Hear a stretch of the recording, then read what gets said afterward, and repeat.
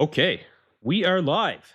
Ladies and gentlemen, welcome back to EP09 Bodybuilding, and thank you for joining me for this edition of the 2026 Detroit Pro. You guys, this show has been shaping up to be, I think, very competitive with some of the guys coming in, maybe not necessarily being as consistent as what we would expect. But listen, one of these guys nail it when it comes to the open, and it is going to shock the entire bodybuilding world. So we'll see how we end up doing. We'll go through the competitors here shortly before we really get going. But a few people get into the stream. Again, welcome. If you are new here at EP09 Bodybuilding, thank you for joining me for this live stream of the Detroit Pro. Please subscribe to the channel. And I would like to refer everyone to the official live stream that Fouad Abiad is putting on his YouTube channel for free for all of us to enjoy, you guys. It is unbelievable that Fouad would even consider doing that for the fans of bodybuilding. You know, he said no, a number of times, doesn't make any money off of this show in particular. No, he doesn't make any money. He just wants to give back to bodybuilding. So thank you goes out to Fouad Abiad. You can go to the Fouad Abiad media channel. Make sure you give him a click. Make sure he gets the numbers up. We want to make sure that we can support shows like this. Again, appreciate all you guys being here. Let's see what you guys are saying so far. Black Patron, welcome back. The moderator here for the EP09 bodybuilding live streams, saying Blessing is going to look lackluster. Okay, hold on. Okay.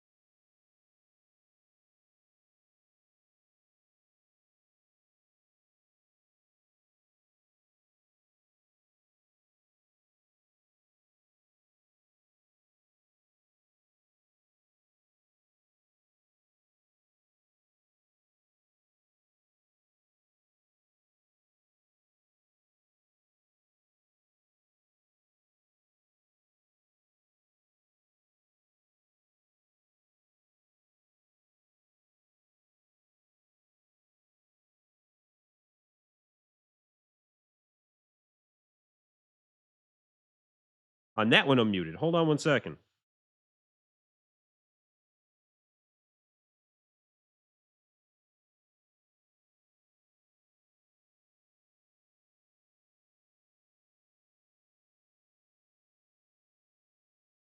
How's that? I bet you that's better. I'm muted. That's terrible. That is a terrible start. Let me know if you guys can hear me now. Um, appreciate you guys pointing that out to me. I have okay, perfect.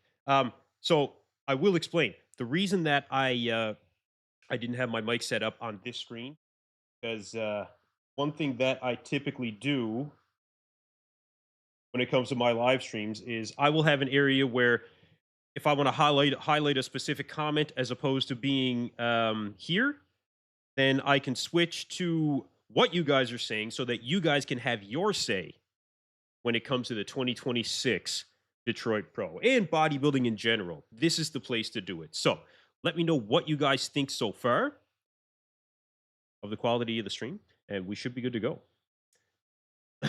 So let's see. Appreciate everybody letting me know. Aaron Golly, on the other hand, finished fifth last year. Yes, Aaron did finish fifth in this exact Detroit Pro lineup. I don't know how he's going to do here. I know that he is definitely bigger, and I think that him being a young guy, getting more experience is only going to help him when it comes to his bodybuilding career. So as of right now, I'm not sure exactly where I would put him in this lineup, but I would say he would be another contender for top five here. I would say that he would be a contender for top five.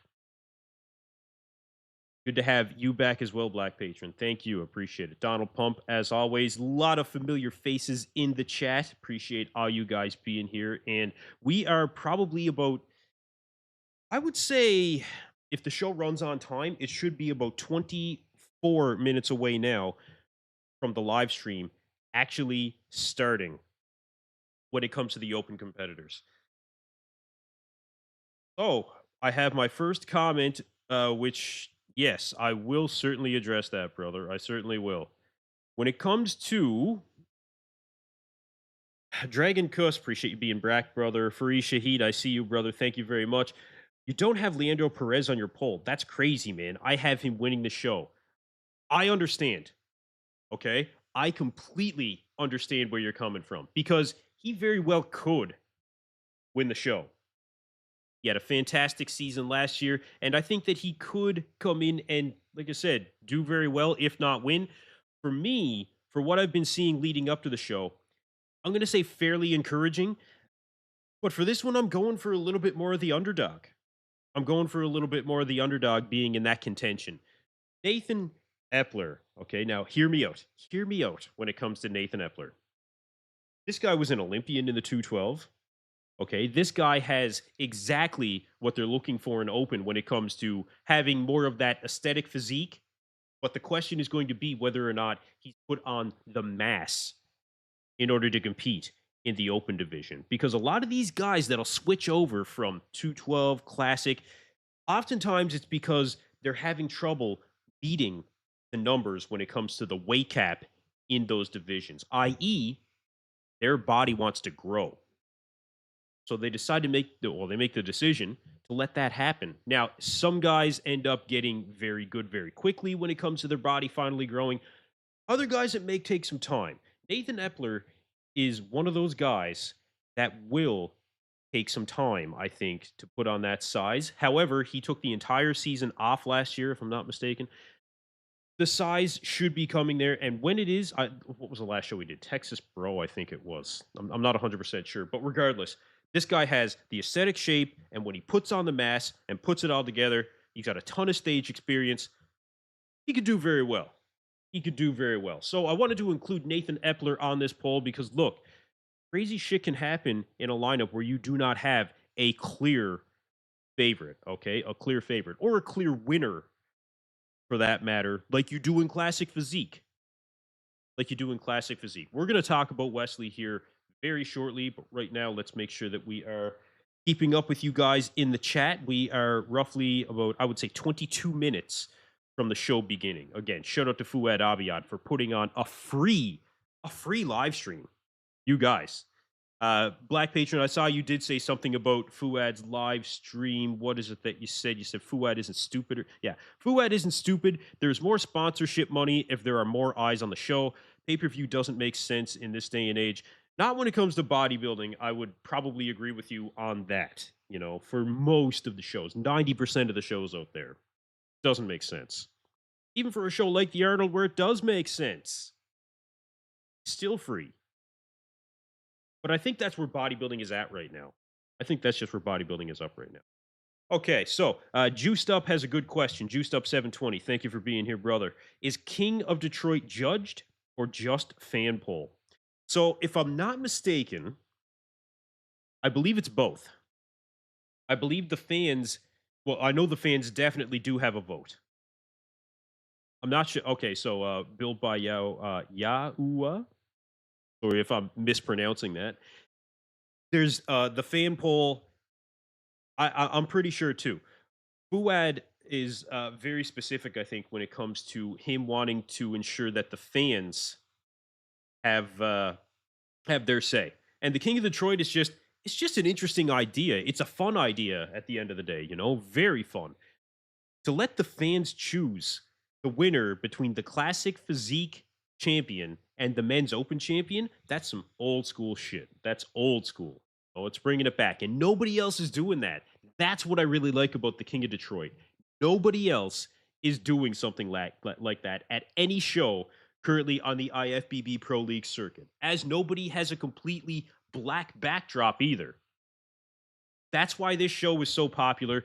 That's why this show, despite being fairly new on the IFBB Pro scene, is going to do very well.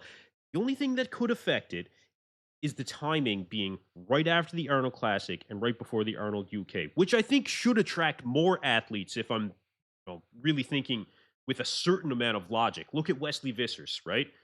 Coming in, already being in shape, doesn't have to travel very far, relatively speaking, to make it to Detroit from Columbus, Ohio. Why would you not?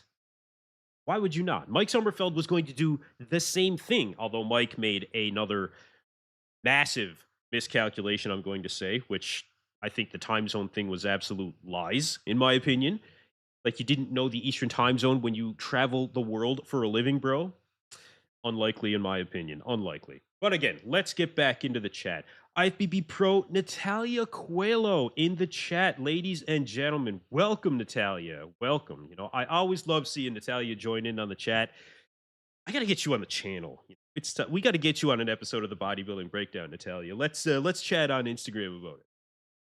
Always awesome having you here, Natalia. Thank you very much for being. Fariz Shahid, then Wesley has a bigger fan base than Blessing or Mafuda. Oh, absolutely. Absolutely. See, Wesley is very good because he is very personable. He has regular content uploads on both Instagram and YouTube. And he just seems very genuine that you're not getting anybody that's not Wesley Vissers when it comes to his videos or his posts, the way that he speaks.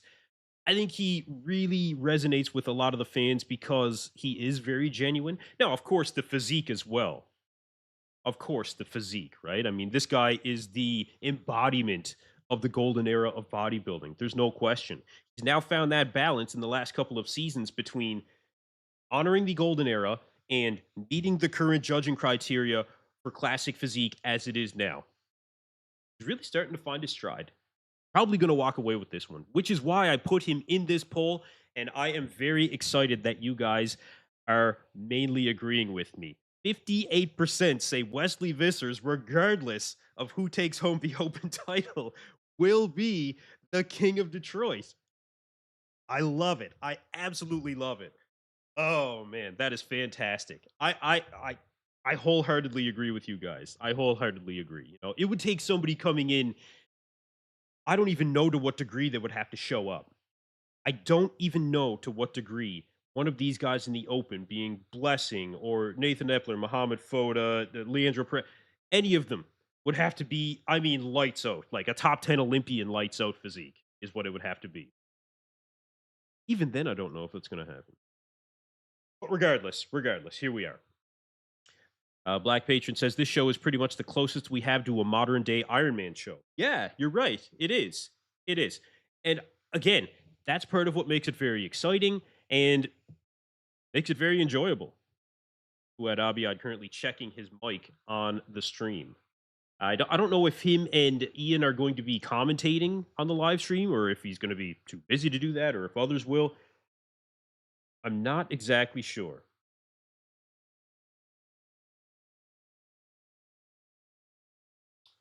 Do not have them on the screen. No, Fuad and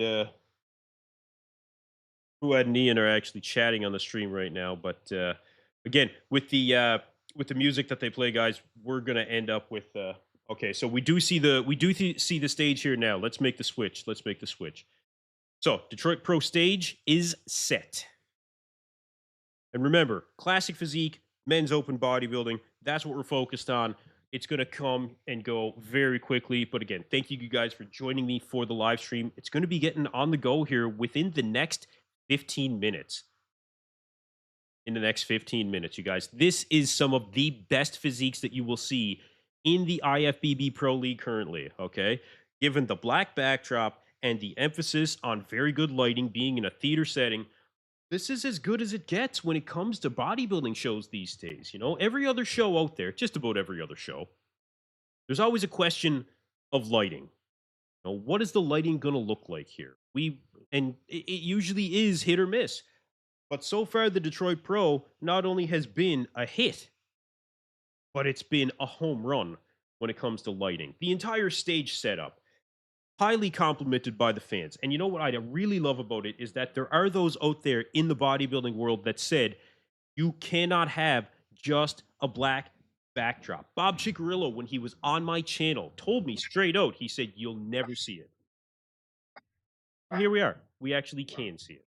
We do see it. Yeah, that is apparently at the expense, literally, of Fuad Abiad. I don't know if you guys can hear my dog barking or not. Regardless, he puts it on anyway. You know, the sponsors, they do have advertisements on the outside of the screen, but right in the middle is the black backdrop. Absolutely fantastic. Very well run show. Athletes always comment on the fact that when they show up, there's no bullshit. You get to sign in. You get actually a piece of paper. Wesley Vissers was saying on his update from his update on his YouTube channel when he went to weigh in. They got a piece of paper that actually outlined the weight cap numbers per height. So very, very high compliments from Wesley Vissers when it comes to how this show is run, without a doubt. Okay, you guys can't hear my dog. That's fine. He's a little. I've got three. So Boots, that you can hear barking, is only about 10 pounds. He's a mini dash hound, and he can't make his way up the basement stairs. My other two are about 75-pound monsters, and yeah, he still thinks he runs the place. But anyway, we should be roughly about 13 minutes away. 13 minutes away, you guys, from the show beginning.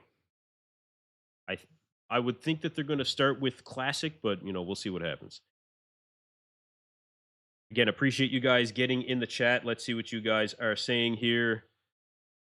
Let's see. Let's see. Because we've never seen Wesley do a back lat or side try, it will be interesting to see. Excellent point, sir. Excellent point. That is a very good point indeed. I think that they should have to hit those shots in Classic. I mean, why not? Why not? Only having 5 poses is something that I never necessarily agreed with. I wouldn't say that I'm in strong disagreement with it, but I mean, you should have that. You should have those poses. You should have those poses. Just as the classic physique category does not expect the competitors to be of a golden era caliber, I feel like we can bring that into this age of bodybuilding and physique competitions to hit all the poses. I think that I think it's only right, but that's me. This show is pretty much yeah. We did mention that, and you're very, very, very right about that. Jack Todd, welcome back, brother. What's up, EP? How's it going? It's going well, man. It's going very well. Thank you for joining me. I appreciate you being here. Has Matt Grego moved to open? No, Matt Grego has not moved to open. Matt Grego has announced that he will be competing in the New York Pro, which he's a former champion of, in the Pittsburgh Pro, which I know he competed in, but I don't remember if it was one of the shows where he placed second or if he did end up winning that. You guys let me know in the comments. But no, he's not moving to open. He should move to open. Matt Grego has the structure for open bodybuilding. Very few people out there will deny that. I think that he's honestly wasting his time to a degree in Classic, and that he would do better in open once he puts on the size. Blessing having 1.7 million followers and Wesley at 1 million. Well, you got to remember YouTube numbers.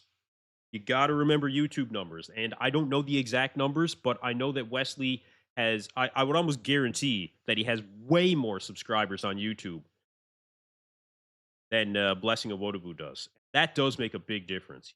YouTube numbers and Instagram numbers, they don't match up very often. There's usually a really big discrepancy to one side or the other. There's only one King of Detroit, and it's RoboCop. I like it.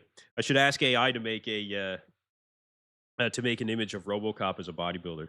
That'd be awesome. Detroit would have been an easy win for Nick Walker.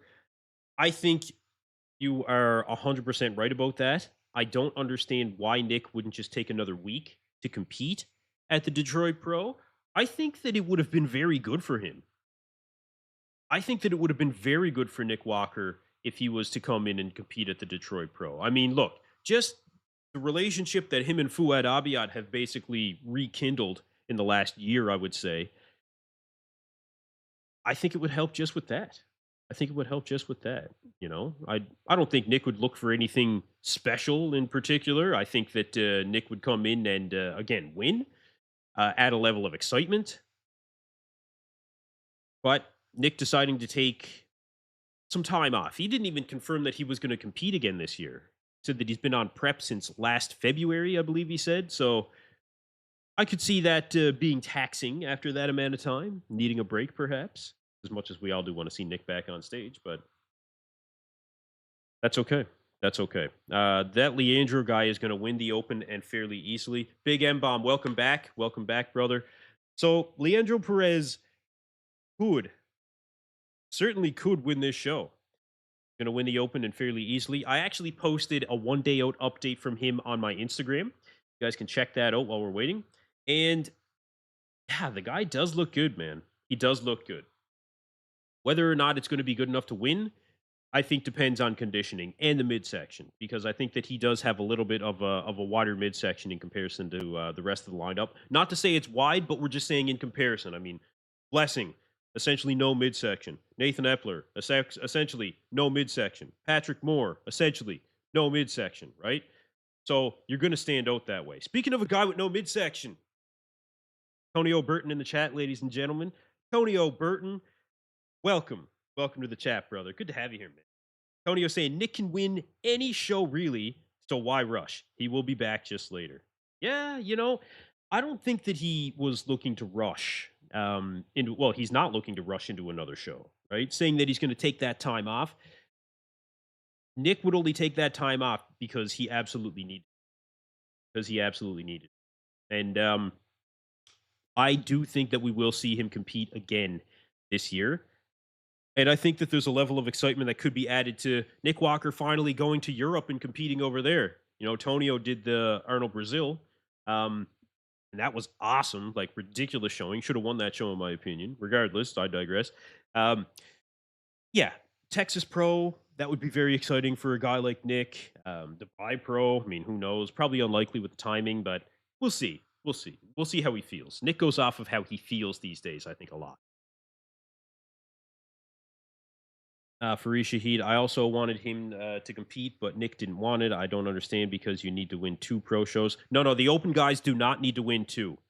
Open competitors only need to win 1 pro show to compete at the Olympia. The classic guys need to win 2. And the reason they need to win 2 is to bring down the number of competitors that we would have at the Olympia and to make it more competitive. I mean, 50, 60 guys, it's too much. It's too much. It waters down the prestige of the Olympia by having that many competitors, in my opinion. Get it down to 20. Get it down to 20. There was one funny comment I saw. What was it? Nick Hold on. Who was it? Said that Nick Skit. You guys are flying through the comments here. Flying through the comments. There was a good one, though. Something about Nick skipping the show because of the music being awful. That was funny. Patrick Moore for the win. Tough call, man. Tough call when it comes to the win for Patrick. I mean, his updates do look good, and I do think that they look better than a lot of the updates that I've seen previous from him. But I can't say for sure that it's going to translate onto the stage because history would dictate, actually, that it won't translate over to the stage when it comes to Patrick Moore. But we'll see. We'll see. After Brandon Curry brought his legs up, at 43 years old, I don't leave anything off the table. I don't leave anything off the table at this point. I've been caught a couple of times.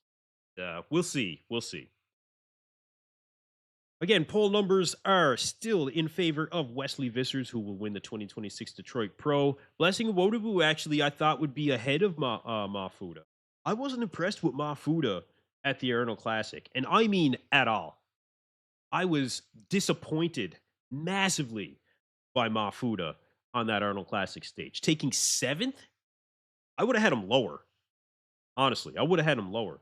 His conditioning was completely washed out. His midsection was a total mess. He still has no back. And, my personal opinion, I think that he was too lean, too early going into the show. It seemed like he was ready to step on stage like 4 weeks out, and that doesn't work for everybody, to just kind of maintain and cruise. It didn't work for him. It didn't work for him. So I don't think that he's going to win this one. I don't think that he's going to win the Open. I really don't. No, I really don't. Fariz Shahid. I'm sure Matthew Jones and Jeremy Buendia were talking about it. Oh well, even better for Open then. Yeah, it's one show. The Open guys have to win one. If Matt Jones and Jeremy Buendia were saying that, they're incorrect. They are incorrect. Jack Todd says Nick is a rich man, so he doesn't need to attend every show. Like, for example, Milos back in the day. Nah, Nick is doing good. Nick is doing good. Wes will be cruising in for another win. It's Wes's year. I agree. And I still think that he's going to be the heavy favorite going into the Arnold UK, especially if Mike Sommerfeld doesn't show up. Mike may as well put the last nail in the coffin of his bodybuilding career for 2026, if that's the case. If he doesn't show up to the Arnold UK after everything that he's done, not making it to the Arnold Ohio, not making it to Detroit, for bullshit excuses, in my opinion, he's done. He's cooked. He's off of my book as of right now, completely. I'm not impressed. Not impressed. Tonio saying Mafuda looked better in Dubai. Did. He did. I think he had too much volume in his stomach as well. There was something that went massively wrong at the Olympia. He is, but with only 1 week to make a difference, I think it's more of a reset button thing at this point that Mafuda needs to hit. I don't think that those are improvements that he can make that drastically in 1 week. I think that he needs to clean out, not start over, but just take it might be a month, it might be 2 months. I don't know exactly what he would need, but just a decent amount of time off him to just come up a bit, a few pounds, eat a few good meals, and then start dropping back down in order to peak for the show properly. Don't be ready at 4 weeks out. It's not going to work. Not going to work. Didn't work for him. Big M Bomb. Would Tonio agree that Mafuda is like if an energy vampire stole all Tonio's charisma? Tonio, I'll leave that one to you, brother. I'll leave that one to you. Axelin says Blessing appears to be suffering. Oh, sorry, Black Patron. I saw what you said about Blessing's midsection. You could very well be right. You could very well be 100%.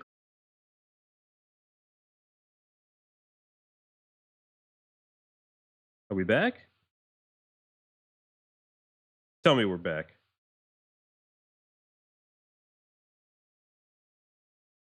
Come on, tell me we're back. Are we back? 1 second and I'll get this figured out if we are back. I think we are. Let's see.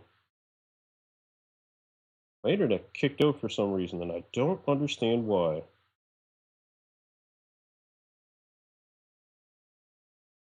Let's just double check.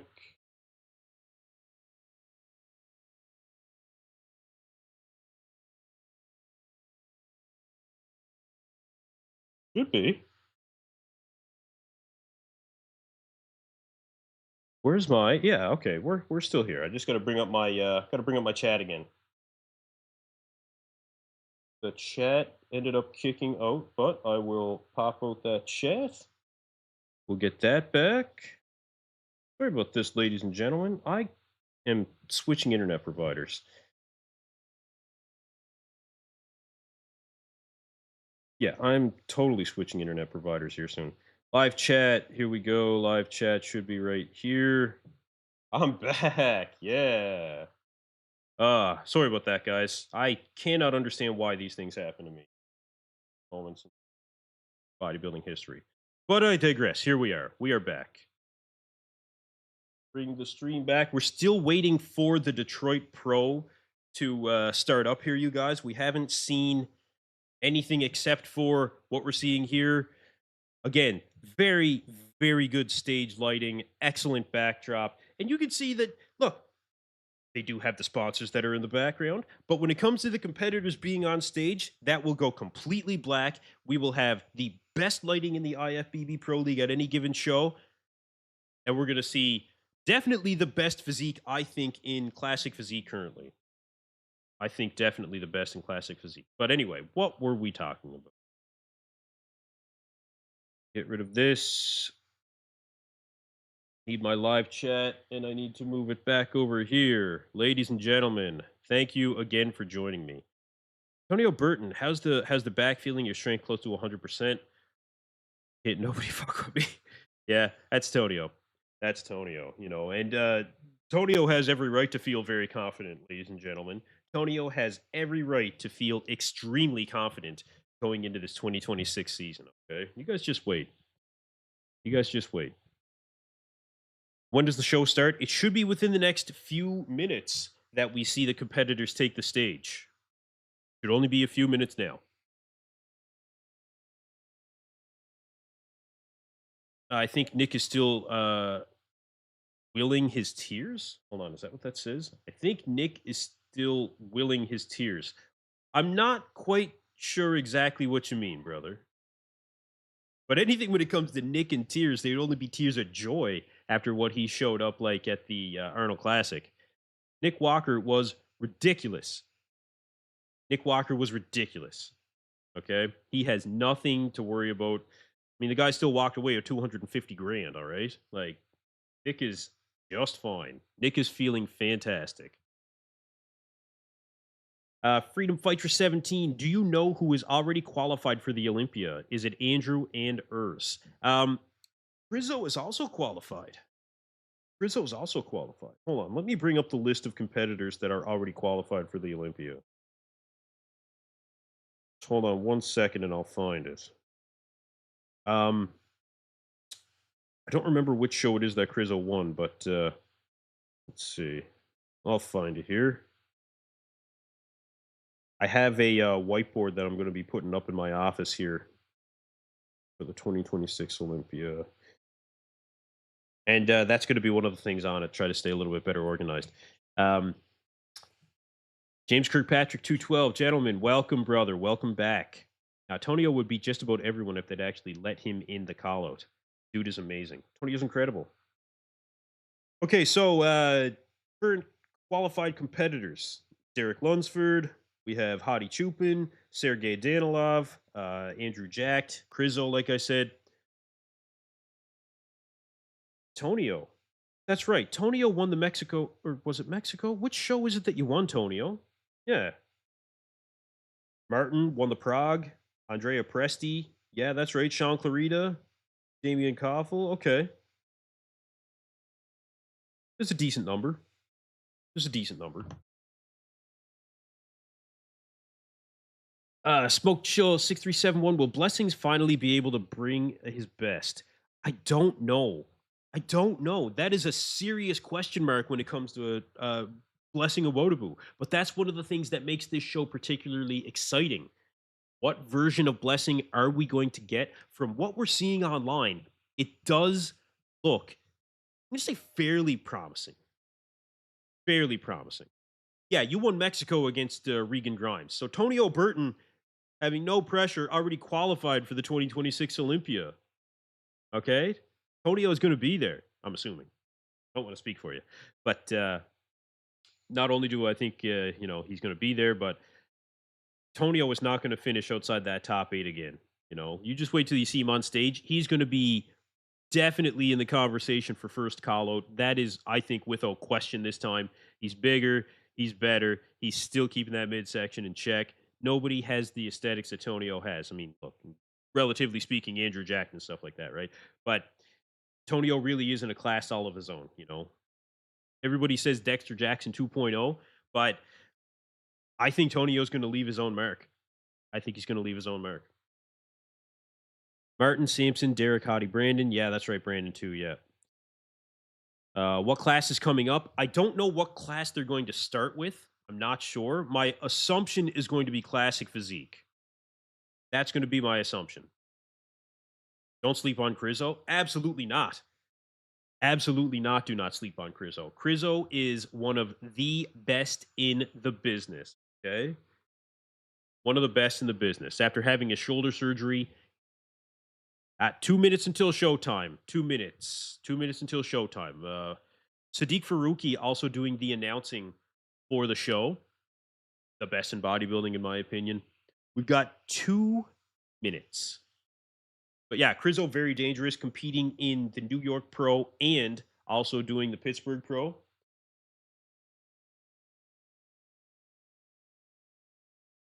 So that is going to be very, very interesting when it comes to Crizzo. Brian Mathis, welcome, brother. Good morning. Good morning. Crizzo, let my people. That would be a Marks Max Muscle reference if I ever heard one. Let me tell you. Can't go wrong with Marks Max Muscle. We're going to be, well, I'm going to start getting into more bodybuilding breakdown podcasts soon. And Mark is definitely going to be back on the first one. Most definitely. Check Crizzo's YouTube channel, and he's still working hard on improving his posing. Yes, there is no shaking. There is no shaking. I absolutely agree. If Crizzo can nail his posing, he's going to do very well. You know, that'll be a notable improvement on stage. That'll be a very notable improvement on stage. Dorian Gray, what's going on, brother? Welcome back again. Thank you, everybody, for joining me here for the live stream prejudging of the 2026 Detroit Pro. This is going to be a very exciting show. I think it's going to be a very competitive show. You know, not a stacked lineup by any stretch. But if some of these guys really nail it, you know, Patrick Moore, if he ends up really nailing it and turning some heads, Blessing at the same time doing the same, right? Any of these guys, really, if they nail it, Mafuda could make substantial improvements from what he showed at the Arnold Classic as compared to the Detroit Pro.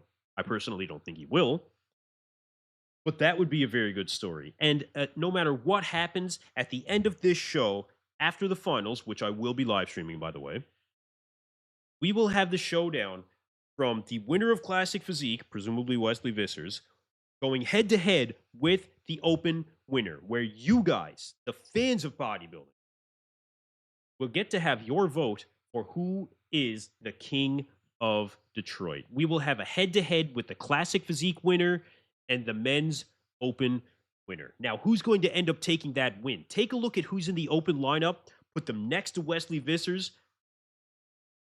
Could be interesting. Interesting. That's all I have to say. That's all I have to say. Actually, I have a lot more to say. Nathan Diasha fell off the face of the earth. No idea what that guy's been doing lately. I know he's been doing the business of bodybuilding, you know, making sure that his gym is maintained. I thought he was opening another one. Don't quote me on that. But yeah, I don't know about competitions for Nathan Diasha. And honestly, if he doesn't compete again, I don't think that I'll be overly upset. I do like Nathan, as a competitor, but he's not going to make it back to any of his former glory, and I don't think that he's going to make it back to the Olympia personally. But we'll see. Sadiq Faruqi on stage, the MC of this event again at the Detroit Pro. Fuad said he was very happy to have Sid back, and Sid is a fantastic MC.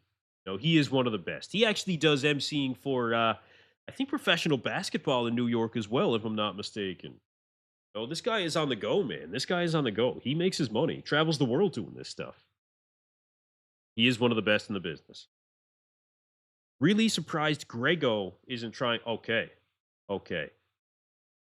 Really surprised Matt Grego isn't trying to repeat. Now that's interesting.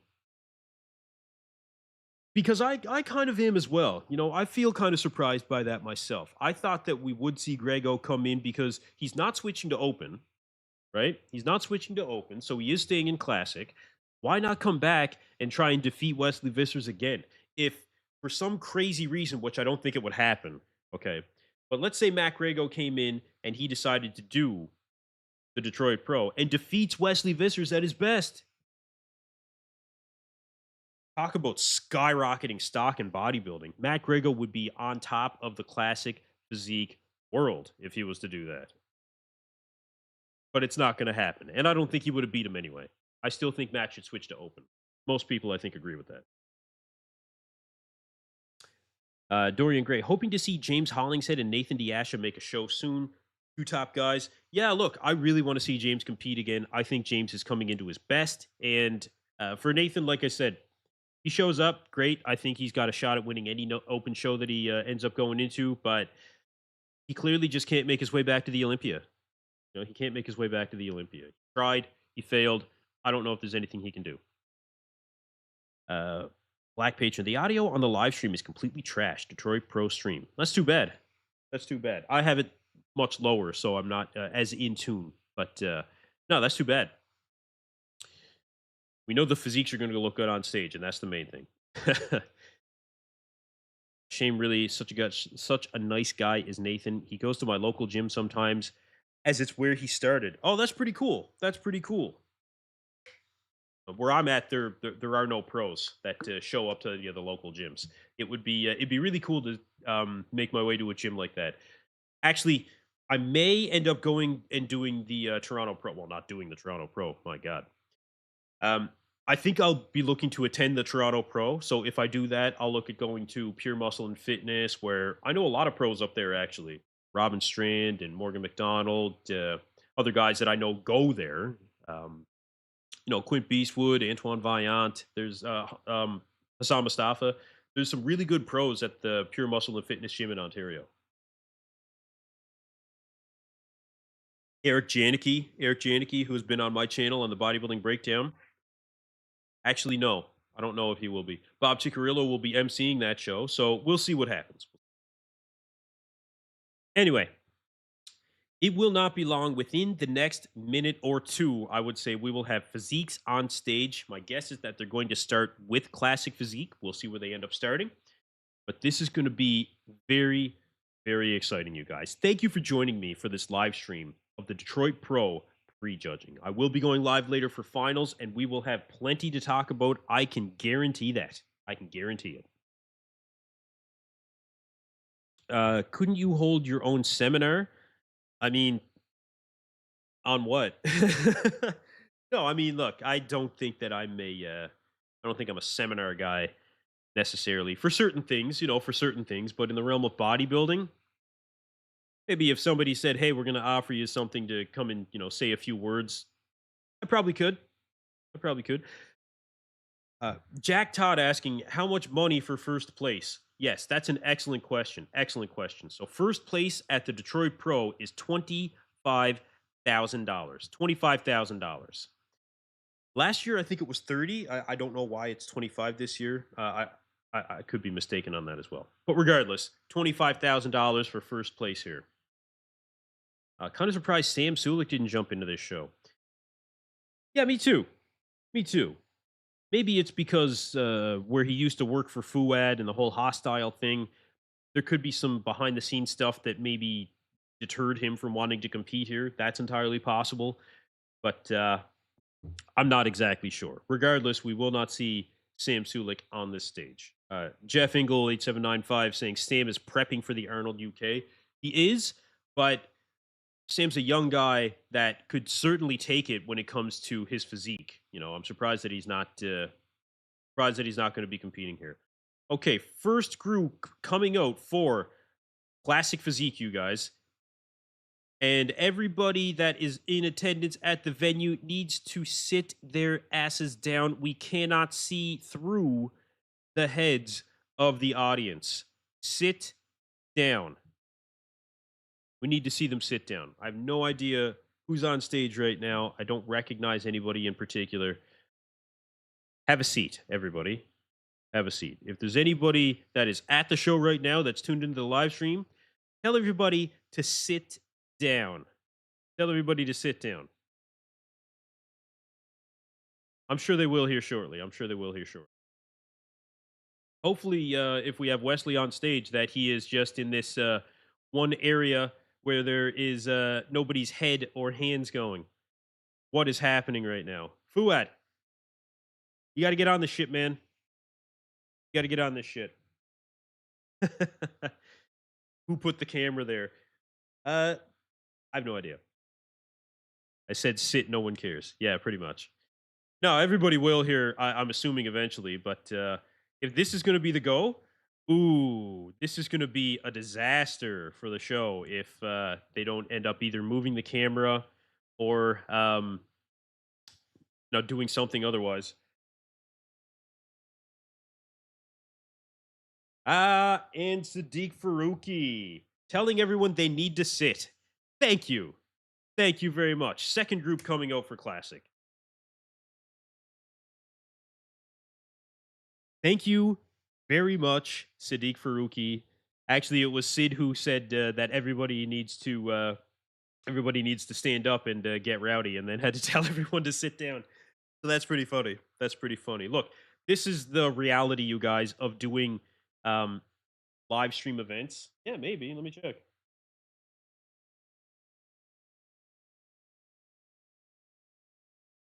There, 1080. Um, this is the reality of doing live stream events, you guys. Okay, things are going to happen. Things are going to happen. In this case, it was where the camera was positioned versus the audience. But look, no big deal. We're on track. We're on track. Fuad is on top of his shit, man. He's on top of it. So going through the classic physique competitors currently, this looks like a fairly competitive lineup. This looks like a fairly competitive lineup. I don't know about any of these competitors and who they are in particular, but looks like these guys are bringing respectable conditioning. Decent shape, I think, for classic. A couple guys that I think would do well going to open. Posing errors, I think you could say as well.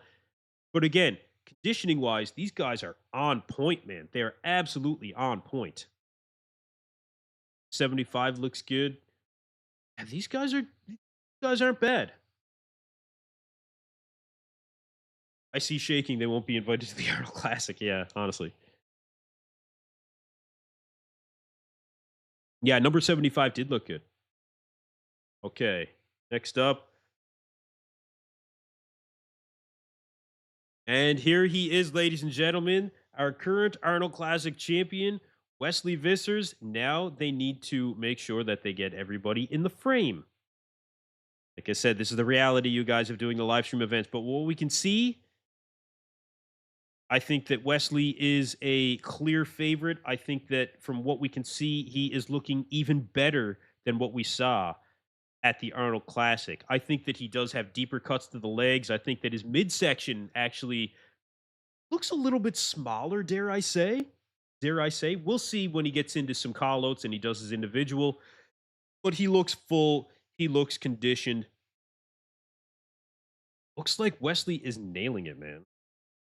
Guy next to Wesley looks sick. Looks good from the back. Really good shape. Yeah, really good shape. Bit small, but otherwise good. I agree. Yeah, I agree 100%. Yeah, I 100% agree. Good classic lineup overall so far. Good classic lineup. Camera is too much on Zuma cuts. There it is. Okay, they nailed it. There.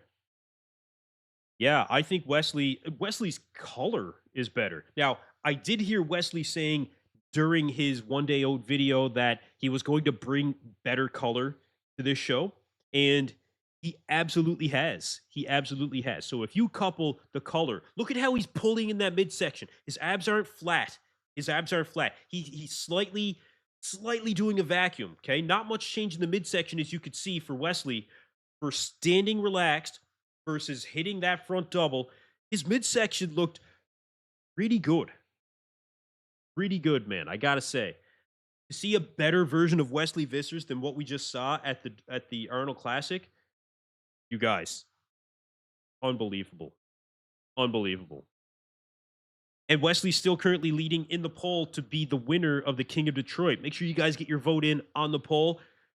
Who will win the 2026 Detroit Pro? Remember, the King of Detroit is determined by the fans of bodybuilding. And when I have the information on how you guys can vote, I will get that to you immediately.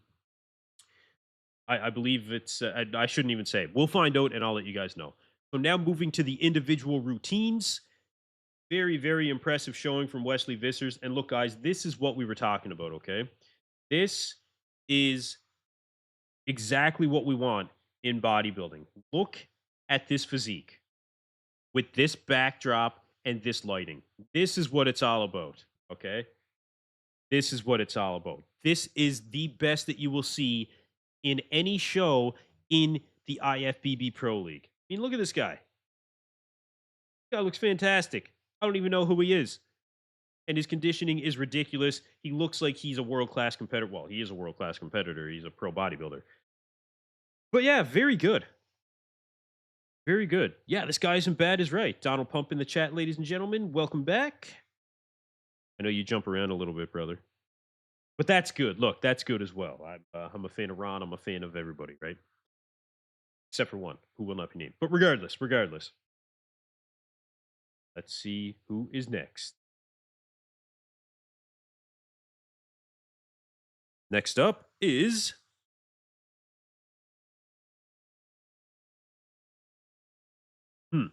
I cannot pronounce his name based on what I heard from Sid. But he's a Cuban competitor. Big shoulders, little suspect. Decent front double, decent front double. Kind of rushing his poses a little bit, but not bad, not bad. Decent side chest. I'd say good conditioning. Pretty good conditioning overall. Very good, very good. Yeah, good conditioning to the legs, man. Good cuts to the legs. Really good. Look at how low his lats insert. Very, very low insertions there. That Christmas tree, very defined. This guy's good, man. This guy's good. A little bit wide of the in the midsection for classic, but decent posing, I'll say. This guy is not bad. This guy stole Derek's arms. That's an insult to that guy. Just kidding, Derek. Not really.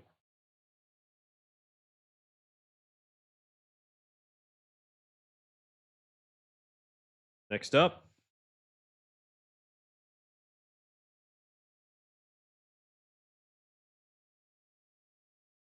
Okay. This guy is from Florida, I believe. We only seen two guys so far. Yes, there is only the two. This is the third competitor in Classic. Being a taller competitor never hurts when it comes to Classic. But in turn, you got to make sure that you've got that frame filled out. You know?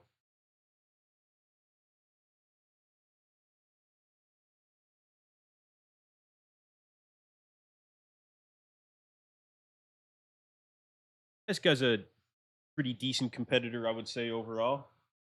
I gotta fresh. We don't want to get lost here. Okay.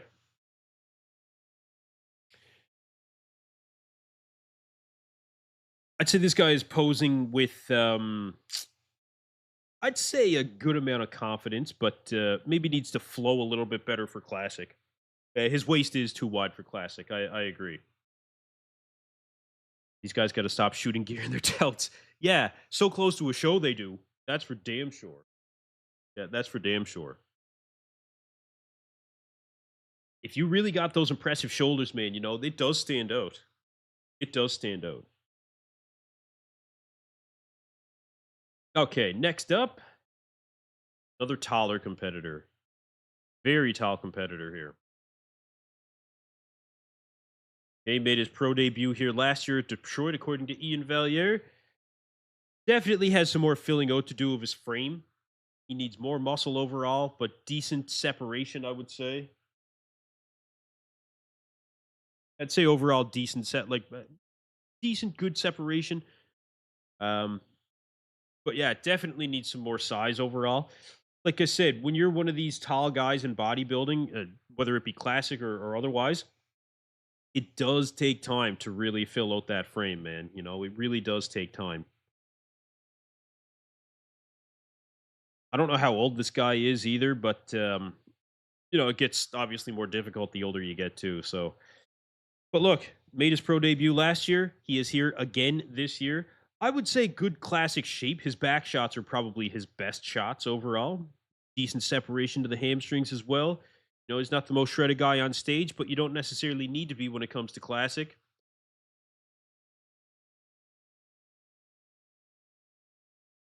Not bad posing overall, I would say. His front double wasn't a very good pose. Yeah, he looks like he should do masters. I was wondering how old he was. Yeah, I was wondering how old he was. Fuad makes a good point. A bit of gyno he's got to look after. Yeah, that's for sure. Yeah, that's for sure. The oversized delt look really hurts them in the back double, makes their arms look tiny. Yeah, it does. Yeah, it really does. Okay, next up, a guy that competed at the Fit World Pro last year.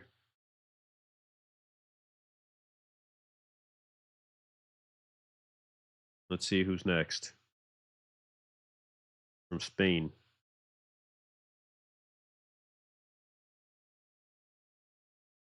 Okay, Victor Del Volvo, I think he said. They need to port. Oh, this guy's huge. Holy shit! This is a big dude. Wow. Being a taller guy, he still has that frame filled out pretty well overall, I feel. Good conditioning, good separation in the legs, I think. Arms, I think, would need to come up a bit to really match the rest of the body, and in classic, you want to have them arms anyway, man. Well, in bodybuilding in general. But see from the back, oh yeah, good conditioning, good conditioning. You look at the hamstrings, the glutes. I I think his back does need to fill out a bit more from the roll when he hits the back shots in particular. In particular, um, he's not bad though. This guy's pretty good. This guy's pretty good overall. Maybe his midsection's a little bit wide for classic too. Victor Del Olmo from Spain. Yeah, he did well. I think he had a good showing. Wesley just barely made weight. Donald Pump. Wesley could have stripped off a shirt. He could have stripped off pants. He could have stripped off shoes. Wesley was probably wearing a kilogram, well, maybe not a kilogram of clothing, but I mean another pound of clothing. He knew what he was doing. He was on point. He made it. Okay, so this guy's Canadian. Okay, I'd say pretty good classic shape overall. Pretty good classic shape. Needs to work on his posing. Um, Needs a little bit more in the arm department as well. Not quite as conditioned as some of the other guys that are on stage here. Good chest. We'll say that. His chest very good. You can see some hamstring definition there. You can see it. Good frame. Good X frame, I think. Needs more thickness and width to the back, but I think the shape is there. You can see that the quads being very, very round. Good vacuum. Very good vacuum. Having the rounder quads, I think, gives him a huge advantage over some of these other guys in terms of his potential. But you can see he does need more arms. Not bad. Not a bad competitor. Not bad. More conditioning. Now he's working on his skin quality. Yeah, honestly.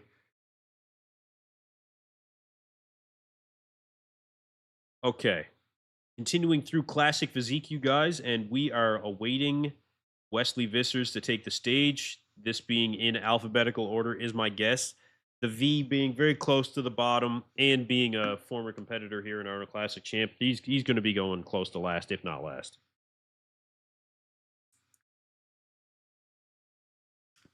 Ethan Gahari. I do remember this guy from the Arnold. Little bit wide when it comes to that standing relaxed, in my opinion. I hate the motorcycle stance. See, little too wide. He's standing too wide. Good conditioning, good separation to the legs. You can see midsections dialed in. I think good roundness and fullness overall. You see the striations in the shoulders. We were talking about that earlier. It's definitely there. Good separation to the back. Hamstring to quad separation, very good. Yeah, he's hard, he's grainy. He's in good shape. This guy showed up in shape. This guy showed up in shape.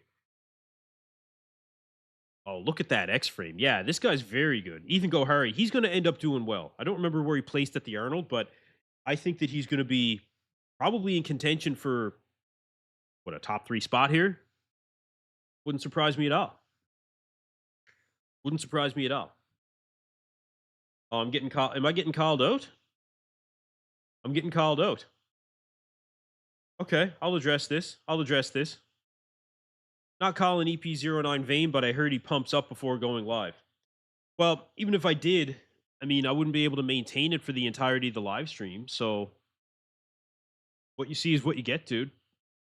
See what you get. 38-year-old natural guy just trying to make his way through this crazy bodybuilding world. I'll take it as a compliment. Thanks, bro. Yeah, that was very impressive. Ethan Gohari. You'll see him in the top 3 in this show, I think. Make sure you guys do get a vote in on the poll as well. Again, who will win the 2026 Detroit Pro? Right now, Wesley Vissers sitting at 58% of the vote. Make sure you guys get your vote. Make sure to subscribe to EP09 Bodybuilding as well. Okay, so this is another lot of taller guys in this lineup. A lot of taller guys in this lineup. Yeah, keep a good eye, brother. Keep a good eye. You'll know. I think shape is the biggest issue for this competitor. I think shape is the biggest issue for this competitor. And not enough muscle is the other side of it. But conditioning wise, you can see, I'll say we've got some separation when it comes to the hamstrings and the back in general. Decent Christmas tree, good detail, good detail, but not quite as tight as we would want to see. It is tough when you're a taller competitor. The shape to the legs isn't fantastic either. It's not fantastic that way. It looks it doesn't flow. It doesn't flow as well. But pretty decent conditioning. Pretty decent. Depends if I pumped up with PMMA. Well, I can tell you I certainly didn't. I certainly did. Hmm. Yeah, gear is not advisable in diving work, no. And look, don't get me wrong, I did have the conversation with my diving doctor about that. I did. I'm 38. By the time I get up there and my levels start dropping, I'm going to consider TRT. So, like any smart individual, I talked to my doctor and my diving specific doctor. There are people that can do it. There are people that are doing it, when it comes to TRT, but the abuse, I don't care what doctor would tell me anything. I'm just not interested. I'm just not interested. Going for that longevity thing. And I'm happy with where I've got a decent amount of size. I'm doing fine. Could always use a little more. Regardless.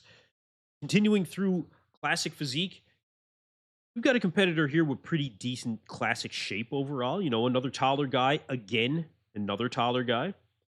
Good vacuum. I'd say the cross striations and the teardrops are very impressive. Holding his poses, I think, for a good amount of time, a proper amount of time. Very good. Very good. Again, continuing through Classic Physique, ladies and gentlemen.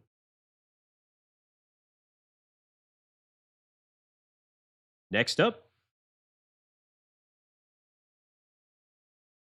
TRT usage is still somewhat unknown as usage has ramped up a ton these past few years. It's overrated. Don't know enough about it, honestly. Okay. So this is a pro debut, apparently. Good shape to the legs. I think good overall classic shape, tight midsection. See how dialed in that midsection really is. I think not bad. Good filled out chest. For a pro debut, this guy is pretty good pretty good back shots actually. Not bad. Good striations to the glutes and separation of the hamstrings. For a pro debut, this is not bad. This is not bad for a pro debut, man. I think that he's actually using the stage very well for a guy that is on his pro debut. He's playing to the crowd a little bit, shaking a little bit. That's to be expected. That's just time. That's time and practice. For a pro debut, that's not bad.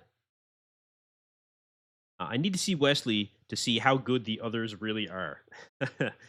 Compared to Wesley, I mean, look, it's pretty much universally understood that Wesley Vissers is going to end up taking home the win here, okay? Then the question will be, well, in Classic, that is. Then the question will be, who will he stand next to? Dion Merrill currently on stage. Another taller competitor, you guys. Very tall competitor. He's so tall, I can't even fit him in the frame here. Very good, I think, classic physique here. Needs a little bit more, I think, separation, especially up top. Maybe needs to pose with a little bit more confidence, but good shape, good vacuum.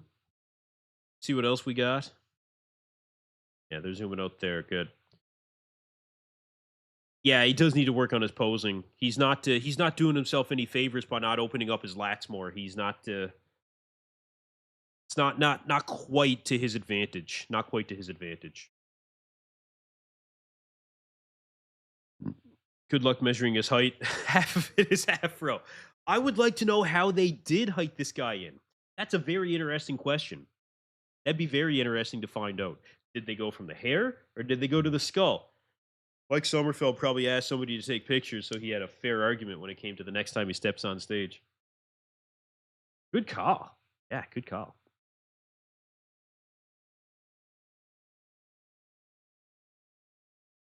Like I mentioned earlier, this guy seems to have gone to the same barber as Sam Sulik. Maybe.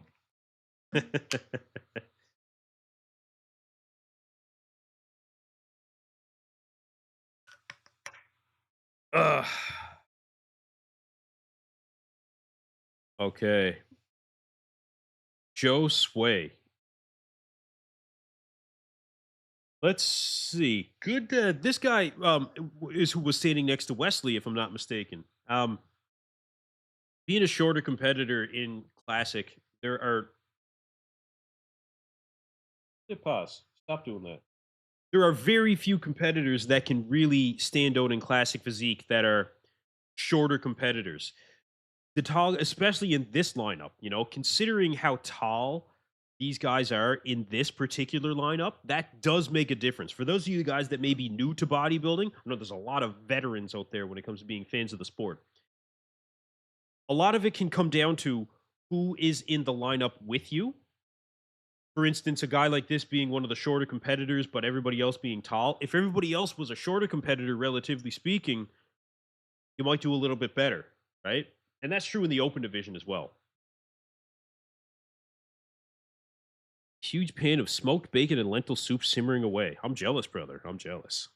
I had 4 eggs, 15 grams of old cheddar, 40 grams of oats, 100 grams of strawberries, and a little bit of brown sugar. And that was my breakfast. Next up is going to be 250 mils of, I think this one was almond milk, but it's got increased protein. Anyway, enough about my meals. Another classic competitor here, a taller guy. Good shape to the legs, good conditioning. See the front double. See, he's doing the old Arnold, like Arnold Schwarzenegger. You guys remember in Pumping Iron, giving the advice of like not hiding away. This guy's hiding away. You got to open up, man. You open the whole thing up. He is good enough to do that.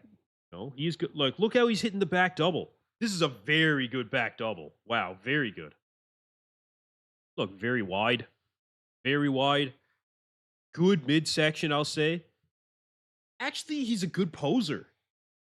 He's a pretty good poser. He's flowing through his poses very well. And this could be another guy fighting for a top 3 spot. Very good. I just reheated some pizza and grabbed a cup of coffee. That's how it should be done. That's how it should be done. Honestly, I don't know how I have time to do anything but that. He doesn't do it for you in Classic. Hold on. The last guy? Really? Really? I thought he was pretty good. I thought he was a pretty decent Classic competitor. To each their own. Okay, now this is a guy that I was waiting to see. Wow. Wow. Really good shape to the quads, conditioning very good, good separation to the legs, good vacuum, good symmetry, good flow. This is excellent. This is top quality right here. Absolutely fantastic. Hitting his poses very well. Black Patron said this guy's like a mini Rough Diesel, if there's such a thing. He's not. Yeah, you know what? Yeah, maybe not quite on that level, of course, but this is not bad. This is not bad. His lats insert very low. pretty good back double. I think his front shots were more impressive than his back. It could be an execution thing, but yeah, he looks very, very good from the front. Really good vacuum. Like I said, the flow of his physique coming down and hitting the abs as well. He knows he's got a really good midsection. See, good classic pose. Man, this guy's not bad. Hold on now, Donald Pump. Hold on a second. Hold on. Hold on. Hold on. Might beat Wesley? Come on, bro. Come on. Let's keep it real. He is good. He is good. He'll be standing next to Wesley. So we'll see how he looks. We'll see.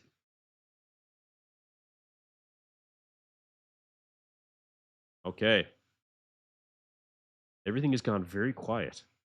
Sadiq Faruqi is building for something. So you know who's going to be coming on stage next.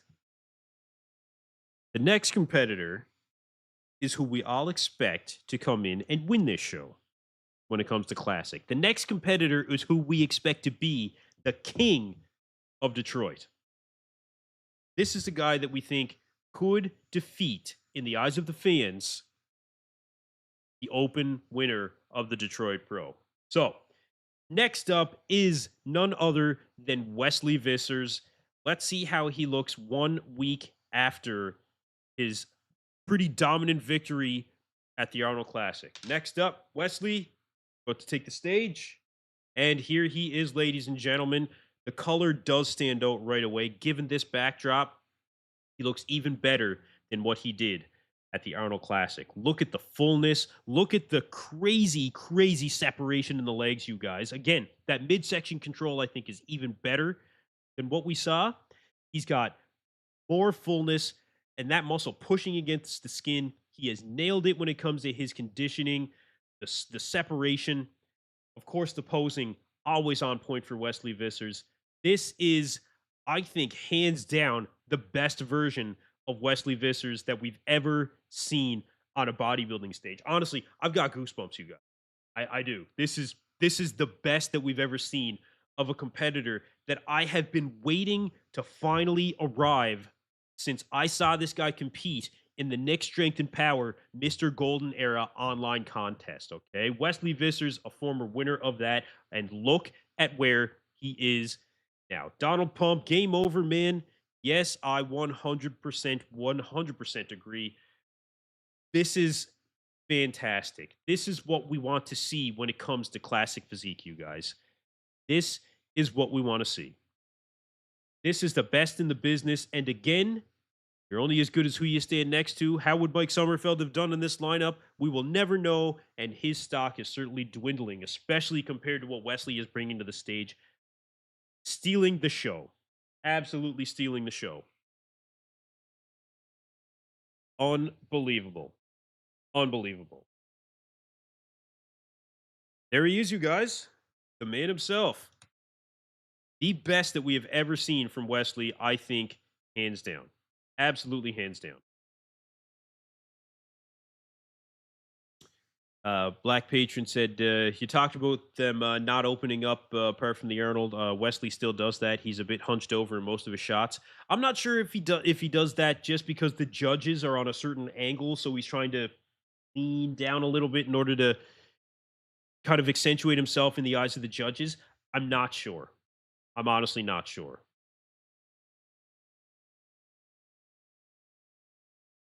That could be it. But yeah, Wesley wins. Yeah, of course.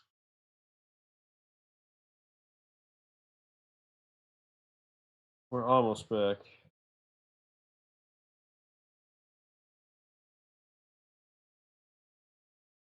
Okay, we're back. Sorry about that, ladies and gentlemen.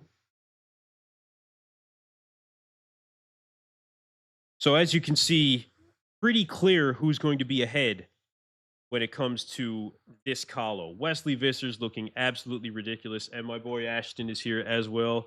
The man himself. Ash, who do you like? Who's going to win? He has no idea who any of these competitors are, so anybody that he picks, he's got a decent eye. Got a decent eye.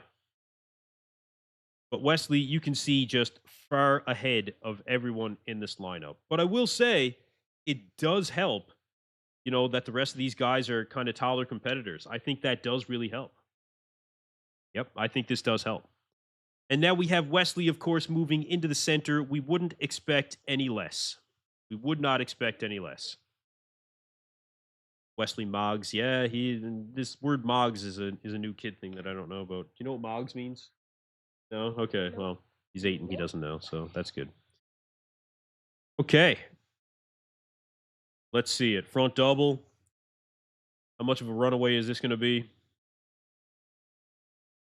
Yeah, the other guys are holding their own. They're holding their own, but I mean, Wesley is just so far ahead. He's just so far ahead. 75 has to be second place. Could be. Yeah, good on your kid for not knowing. 100%. Look at that side chest for Wesley. Like, just the shape is so superior. Wesley has the arms in the side pose. That's the thing that really gets me. None of these guys have that balance from the side. Back double. I mean, you can't beat that shape.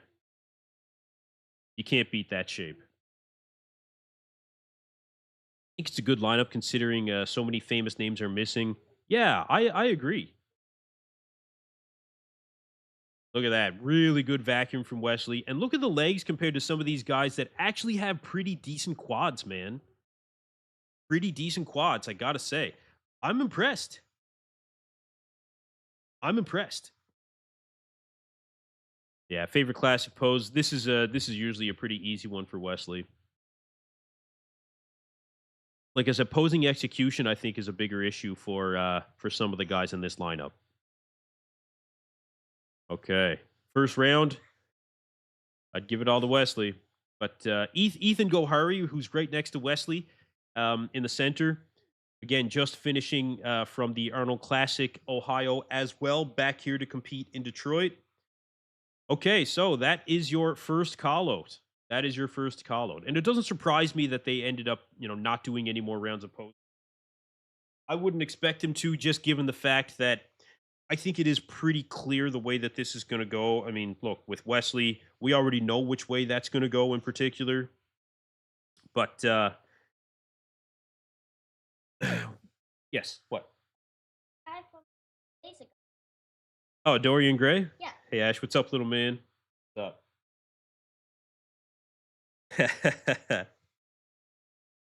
Who will be in second? Ooh. I think that was Ethan Gohari that was right next to him, number 75. I think Ethan was 75. Almost positive. Yeah, almost positive.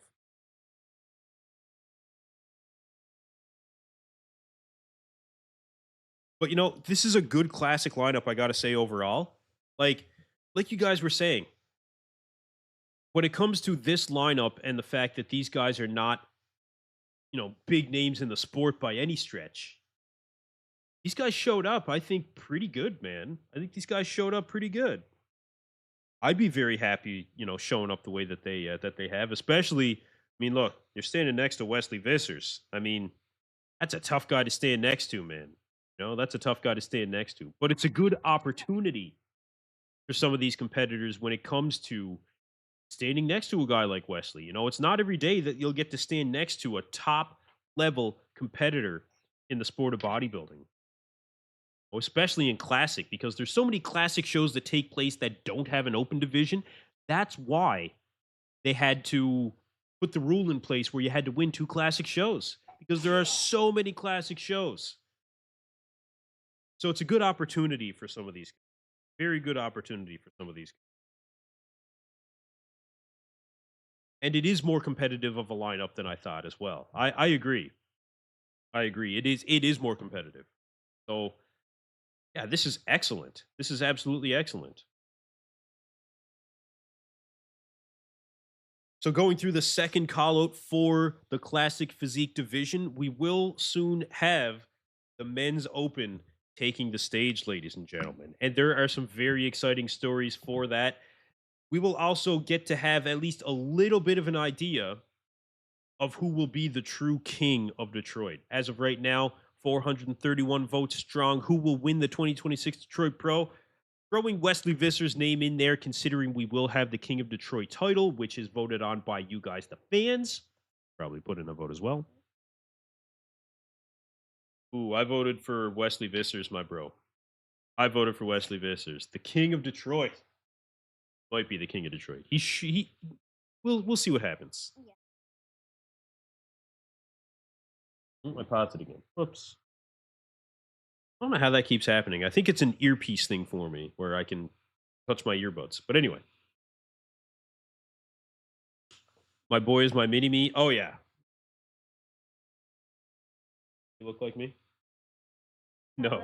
I didn't think I looked like my mother either, but I do. Yeah, you should have seen him when he was younger.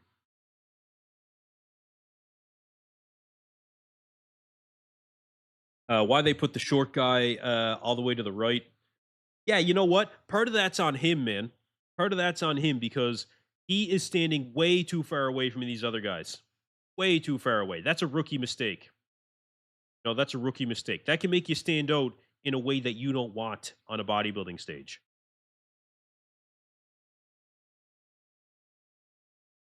Okay. Next call out. Next call out. This will be the third call out for the Classic Physique division. The loneliness of the short guy on stage. Yeah, look, he's self-isolated, bro. Okay, he self-isolated is what just took place. That's okay, though. That's okay. That's my hermatite ring or something. I don't remember what kind of material it is. Yeah, but look, even the third call out, like when it comes to front doubles, you guys, this is not bad. You know, this is not bad. I've seen open lineups that have had less competition than what we're seeing here when it comes to the third call out. I've seen worse from open shows that are bigger than Detroit. So it's not bad. No, it's not bad. Guy on the far right isn't half bad. Yeah, he's not bad. The guy right in the center, Canadian, you know, he's got good shape. Definitely needs more conditioning, but like you said, not half bad. Not half bad. All of these guys, not all, but most of these guys, you can say, have a pretty decent, I think, path to improvement. You know, pretty decent when it comes to a path for improvement. Definitely. It is pretty. Yeah, I know you didn't know. They got little hands and little eyes, and they walk around. Short people got nobody. I don't understand. I don't understand. Who do you think wins this one? You don't know? Okay. Who do you like? You don't like any of them? No. Okay, well, that's your opinion. I've heard harsher criticism from fans of bodybuilding, that's for sure. They all look the same? Well, I think that there's similarities for sure, dude. I think there's similarities, but when you look at some of these guys, like one could be bigger than the other, one has more separation in their muscles than the other, one has a little bit different shape than the other. That's where we kind of see differences, right? Yeah, that's right. In the chat, Canadian Beef Podcast. Robin Strand, I'm guessing. Hey, dude, how's it going? Good to see you streaming. Hey, man, it's good to see you uploading content as well over on the Canadian Beef Podcast. You guys need to go subscribe to that channel. Appreciate you being here, brother. Appreciate it. I miss doing podcasts with you, actually. Should get another one on the go soon. Again, currently going through the third call out of the Detroit Pro Classic Physique division. Stream unavailable, suspended for policy violations. That's interesting. Yeah.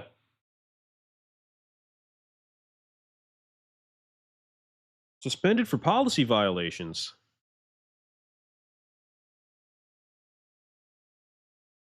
Ooh, everybody's seeing it. Is that what's happening for you guys as well?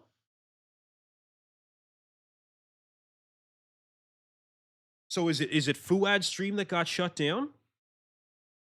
It's not just me? Go check on your iPad. Yeah. Yeah, my boy's on the case. Okay. So it's suspended on Fuad's channel too. Well, well, ladies and gentlemen, we have just lost the live stream for the 2026 Detroit Pro, which was being streamed on Fuad Abiyad's channel. We have comments coming in saying that it's probably because of the music. And I think that you're probably absolutely right about that. Fuad's got shut down. Wow. Only policy violations that could possibly make sense. What? What just happened? What just happened? I can't. Ladies and gentlemen, we have regained the stream. We have regained the stream. I have no idea what just happened, but I have never seen a stream on YouTube get taken down for policy violations and it come back so quickly. The only explanation is that somebody got an update on Fuad's channel about the policy violation and must have hit something when it comes to I'm not sure. My boy actually commented and now he's running back downstairs to join us. That's hilarious. It's back. It's back. I know. I can't believe it. We are in business, ladies and gentlemen. I saw you comment. Yeah. Fuad made a phone call, an angry phone call. Yeah. Fuad hit mute on his mic. He walked away for 2 seconds. He lost his mind and he got it back. Fuad Abiyad, if there's anyone that was going to pull it off, it was Fuad. I need to find out how they got it back so fast, man. I'm going to be sending Fuad a message to find out exactly what happened there because that is honestly unheard of. That is absolutely unheard of.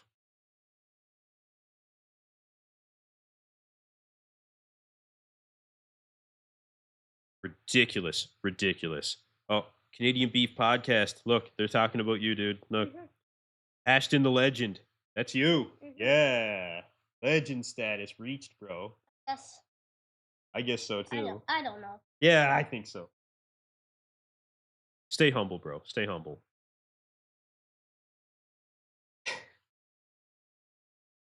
I love this kid. Guy in the middle, damn good back double. Like I said, when it comes to this classic lineup, there are some competitive guys in this lineup, man. There's no getting around it. You know, a lot of these guys showed up either with really good conditioning or just showing really good shape overall. You know, showing really good shape.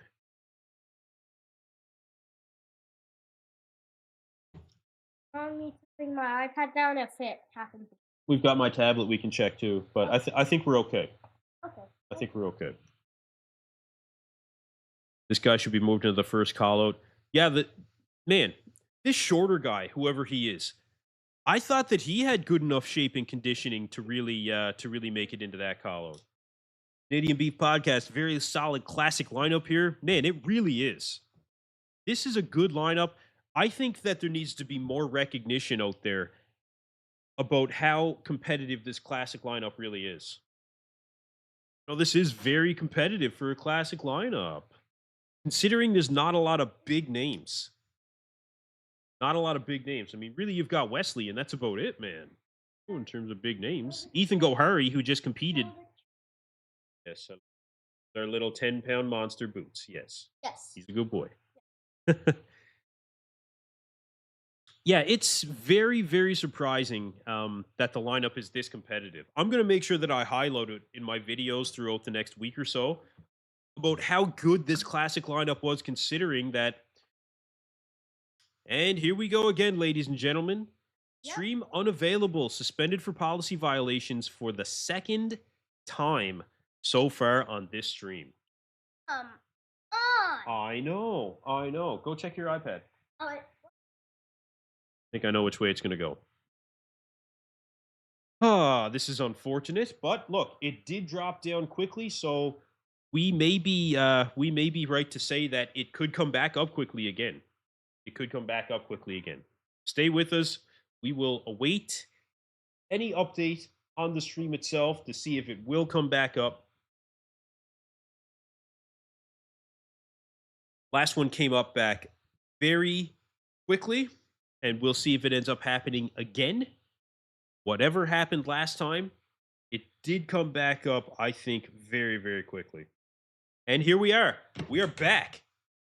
We are back. Every time I send my boy upstairs to check his iPad, the stream comes back on right away. So maybe it's got something to do with that. And it's back. And Wesley Vissers is currently on stage, ladies and gentlemen. Let's see how he looks when it comes to the techno version of Metallica was so bad it crashed the stream. Yeah, it could very well be it. Yeah, that could be it.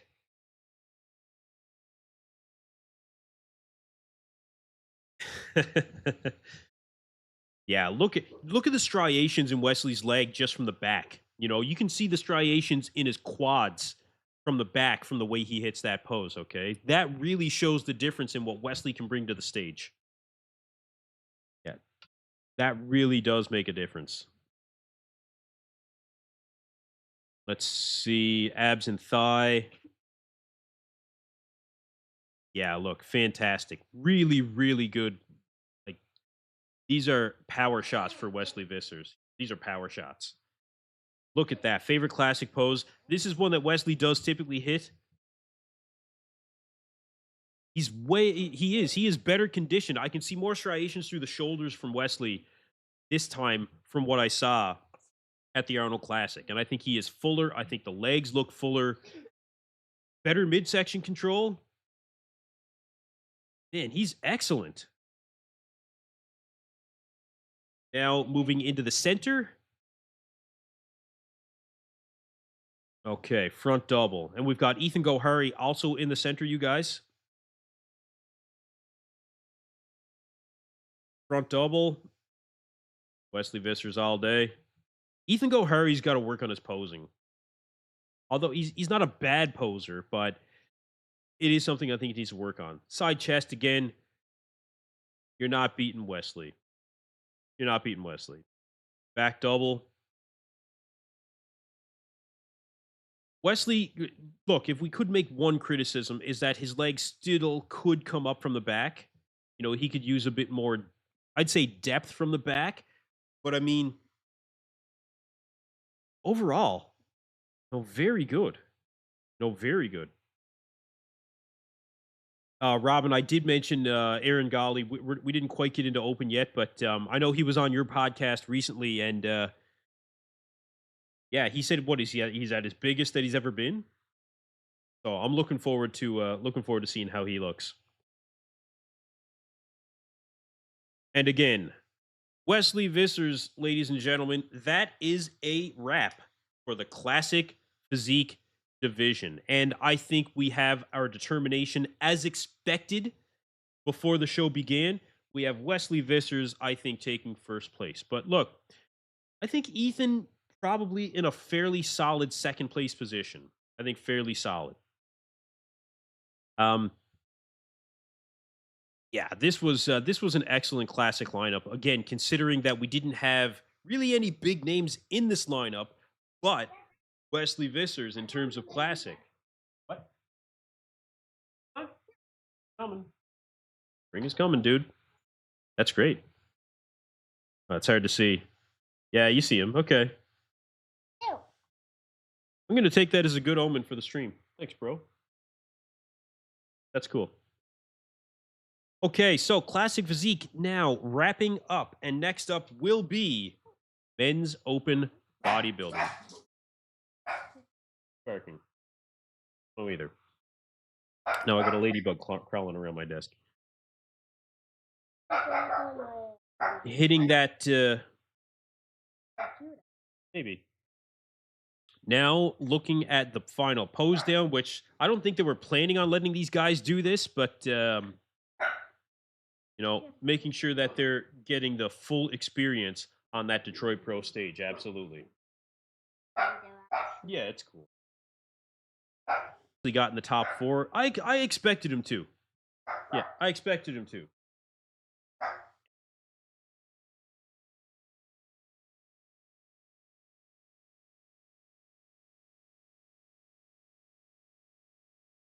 Standing next to Wesley might not be a wise decision. Yeah, at no point is it a wise decision to stand next to Wesley Vissers.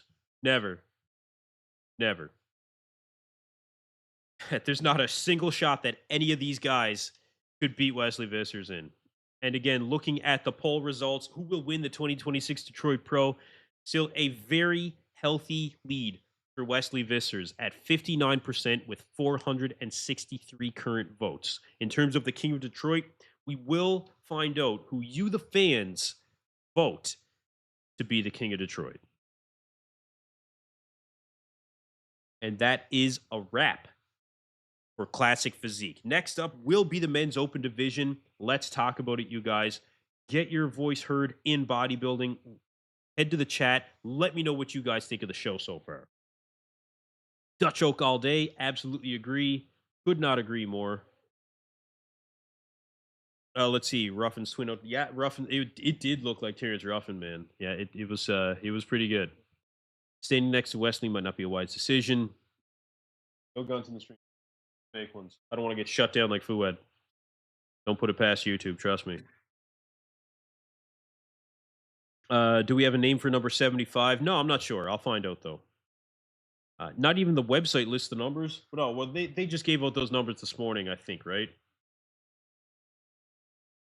Freedom Fightress, like and subscribe. Yes, thank you very much. Please like and subscribe to EP09 Bodybuilding. Again, thank you to Fuad Abiyad for putting on a free stream for the fans of bodybuilding, having the best backdrop in all of the IFBB Pro League and the best lighting that you will see on any stage in the world.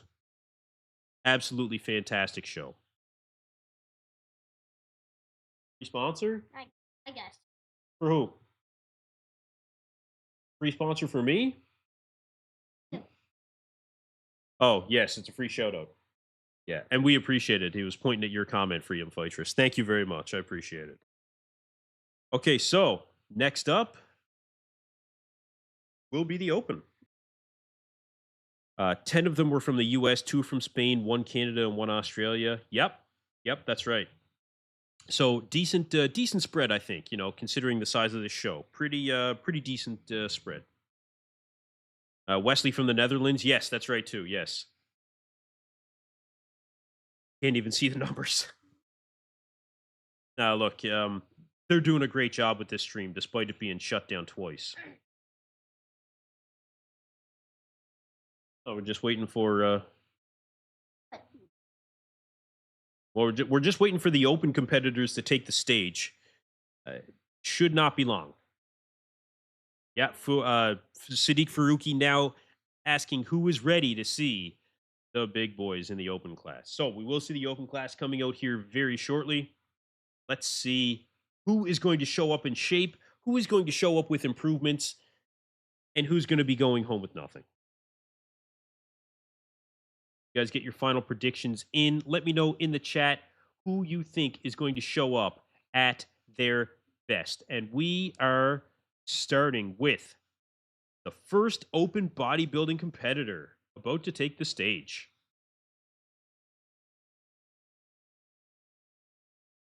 Now, we'll keep this one going for now.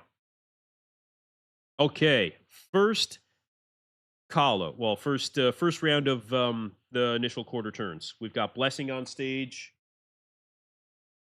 Let's see. Mafuda's out there. Nathan Epler right in the center. Aaron Gali, which is off to the far right. Looks huge. Looks huge. Like I said about Nate Epler, you guys, he needs to put on that size. Yeah, Anthony Williams did drop out. Yeah, it's unfortunate. Blessing's midsection looks good. Really good arms on Blessing. I say Mafuda has done something to help that midsection, thankfully.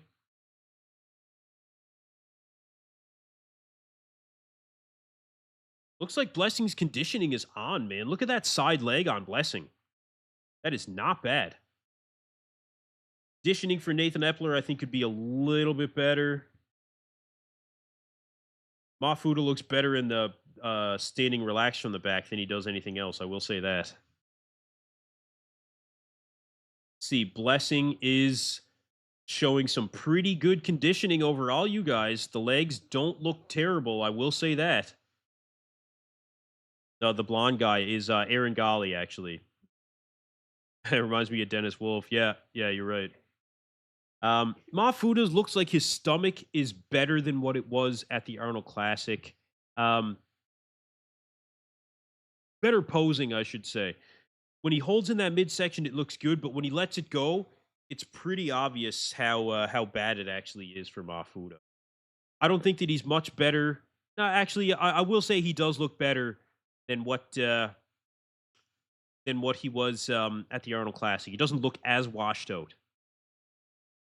But yeah, Blessing showed up in pretty good shape overall. I think everyone could say that Wesley showed up respectable. I think he showed up respectable.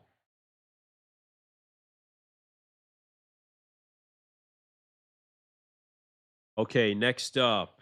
Okay, Ron Gordon, who's a veteran of this show. Right next to him being Chris Jones, Canadian, as Robin Strand was alluding to.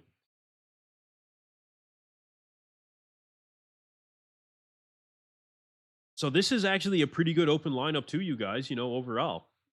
Ron Gordon's got to stand closer to the rest of the group, I feel. I think he stepped out just a little bit too far. He's got to move 2 feet over.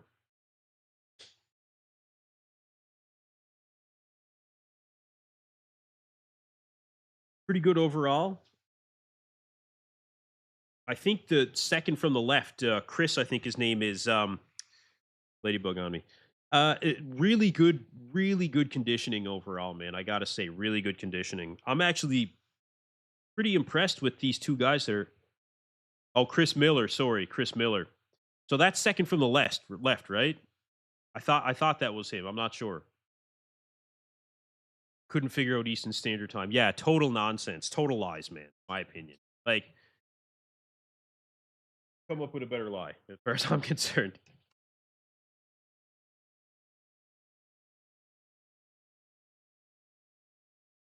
What?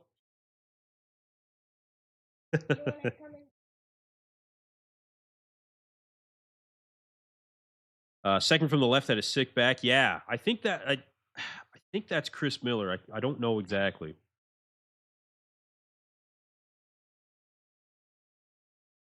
Yeah, this is not a bad second call out either, really, overall. I was thinking Ron Gordon was going to put on some more size since we last saw him, but doesn't look like he's put that size on, unfortunately.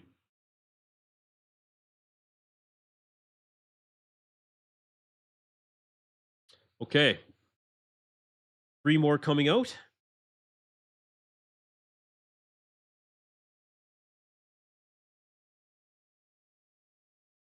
Okay. Okay, so this here is Chris Miller. So we've got Chris Miller, Patrick Moore, and Leandro Perez. Let's see. Conditioning for Patrick Moore was going to be in question, as well as you have got to be kidding me, bro. You've got to be kidding me right now. Why is this still happening?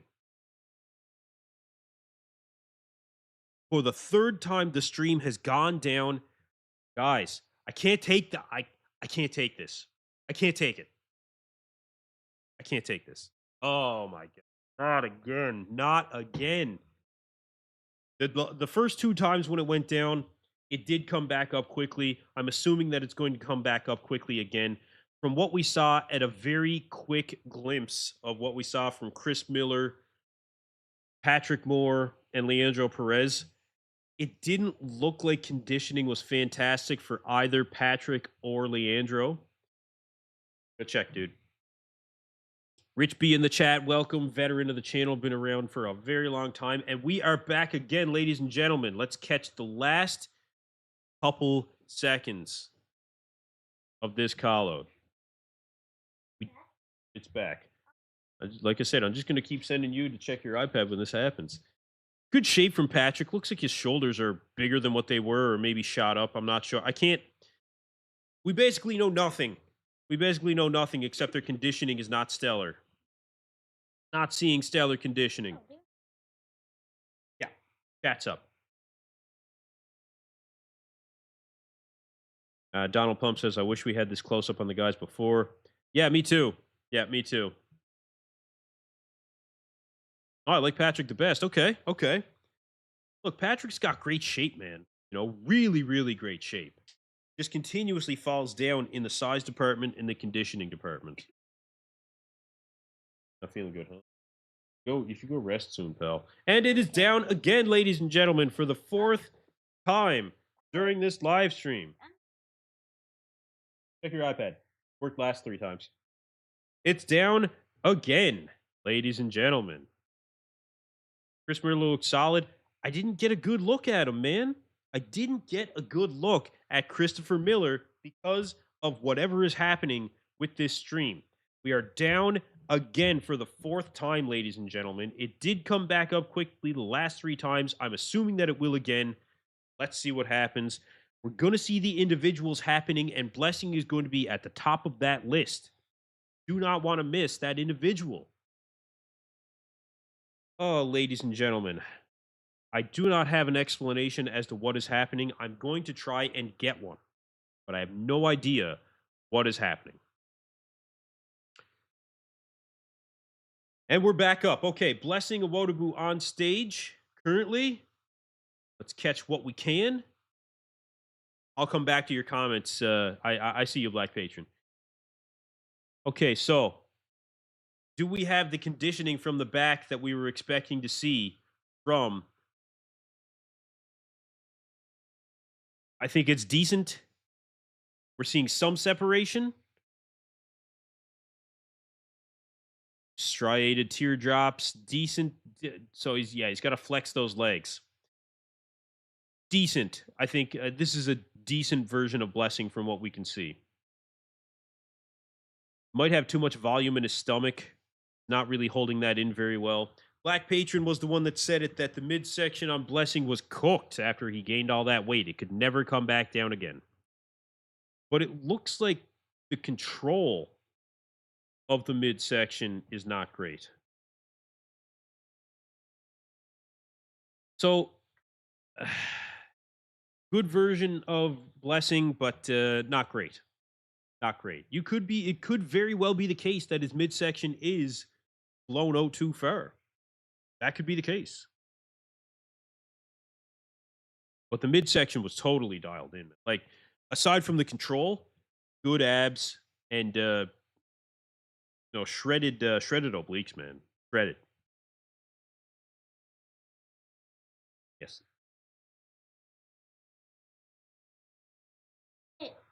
When it gets. Yep. Yeah. Oh, When it gets suspended, yeah. Okay. damn, that was Okay, but try and get some rest. Knuckles. Try and get some rest, dude. Got to explode it. Yeah, Chris Jones from the UK was the other guy. Okay. This stream's going to get shut down again from this music, man. Good song. Good song. But yeah, could get shut down. We'll see what happens. Round like a turtle shell. Yeah. Look, I agree when it comes to Blessing, unfortunately. He may be at a point of no return. He could be at a point of no return. Now, what is it that you said, Black Patron? Mentioned this earlier, but why do you think so many struggle with the midsection issues these days? It's happening in Classic as well. People can't flex their abs. Why is it happening? I don't know. There's different reasons for different competitors that this is continuously happening. The stomach volume thing, I think, is a big one. I think these guys are just putting too much volume in their stomach before the show. I really think that's part of it. Part of it could be the drugs they take as well. Don't know enough about them to comment, honestly. Robin, you know enough about it. You should weigh in on that. I've basically got a PhD in PEDs. You guys can quote me on that one. Nathan Epler on stage. Not seeing the conditioning from Nathan that we were hoping to see, but overall looking, I think, very good from a shape standpoint. I think that the size has come up, but he still needs more size overall when it comes right down to it. Good separation in that side leg. I'd like to see more striations through the chest. Bigger arms would definitely be something that he needed. Hamstrings look like they're shredded. So let's see it. No, Nick is not competing today. No, Nick decided to skip this one. Really good conditioning from the lower body for Nate Epler. I will say that. The hamstrings are wicked, man. But lacking the overall width and detail in the back, I feel. Yeah, a lot of detail in the back that he's missing there. But really good lower body from the back. You can build from that. You can build from that. And his midsection, I think, is very good. I shouldn't say that. I don't think he has the best set of abs. I don't think he has the best set of abs, but midsection is tight. We'll say that. Canadian Beat Podcast, IFBB Pro Robin Strand weighing in says, I typically go almost empty stomach because my vacuum doesn't work as well otherwise. I think that's what happens to a decent number of these guys. And again, Robin's saying, probably like you said, it's mostly stomach volume, not just PEDs, but I know from his videos, Blessing does eat a lot before stage. That can hurt you.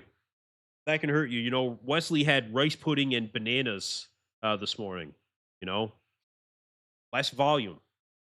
Mohamed Foda taking the stage after competing at the Arnold Classic just 1 week ago. I think that we're seeing a better version of Mafuda. We've got the conditioning through the legs. I think that the separation in the arms is very good. Less volume in the stomach is what I'm seeing for Mafuda. Better midsection control, I think, when it comes to his individual here. See, good execution of the side chest. I do have to say that. I think good execution overall. The back. Actually, that's probably the best I've seen his back look. Better than it was at the Arnold. This is definitely better than the Arnold, you guys. Good, I think pretty good execution of the side side tricep. But again, still needs to be tighter, still needs to be leaner. It looks like there's still a film of water on Mofuda. But is this better than what we saw from last week? Absolutely it is. Absolutely. He was completely washed out last weekend, and his midsection control much better. I think there's less volume there. Mafuda showed up better than I thought. And for the fifth time, ladies and gentlemen, the stream is down again. We have lost the stream for the fifth time. After seeing Mafuda take the stage, Blessing Awodibu taking the stage, Nate Epler, you guys, we have lost the stream yet again, and we will await for its return. It should come back up. It has been very, very quick to come back up lately. Let's see if we end up with this stream returning in a timely manner. And let's hear what you guys have to say about it while we're waiting. You guys, let me know what you think about what we saw from Mafuda, Blessing Awodibu, Nate Epler. Let me know, you guys. Chris Miller took the stage. He looks better, looks great. Mafuda also needs hernia surgery. Yeah, you know, it's either going to make him or break him. I mean, when Phil Heath got his done, it was very soon after he had it done that Phil Heath took the stage in order to compete. But regardless of that, looked very good here. We will say that for sure. Ma was so much better. The stream went down. That's actually pretty funny. Yeah, his version broke the live stream. What about the last 4 times it went down? What was the excuse there? Is it enough to win? Now that's a good question. I'm gonna say no. Okay, the stream is back up. We are back up on the stream. Aaron Golly, we missed Aaron Golly, the big Canadian in the show. We missed him. Come on. That sucks. I was looking forward to seeing Aaron Golly. That's too bad. That's too bad. But we will continue through the open lineup of the 2026 Detroit Pro prejudging. Let's see who we have up next.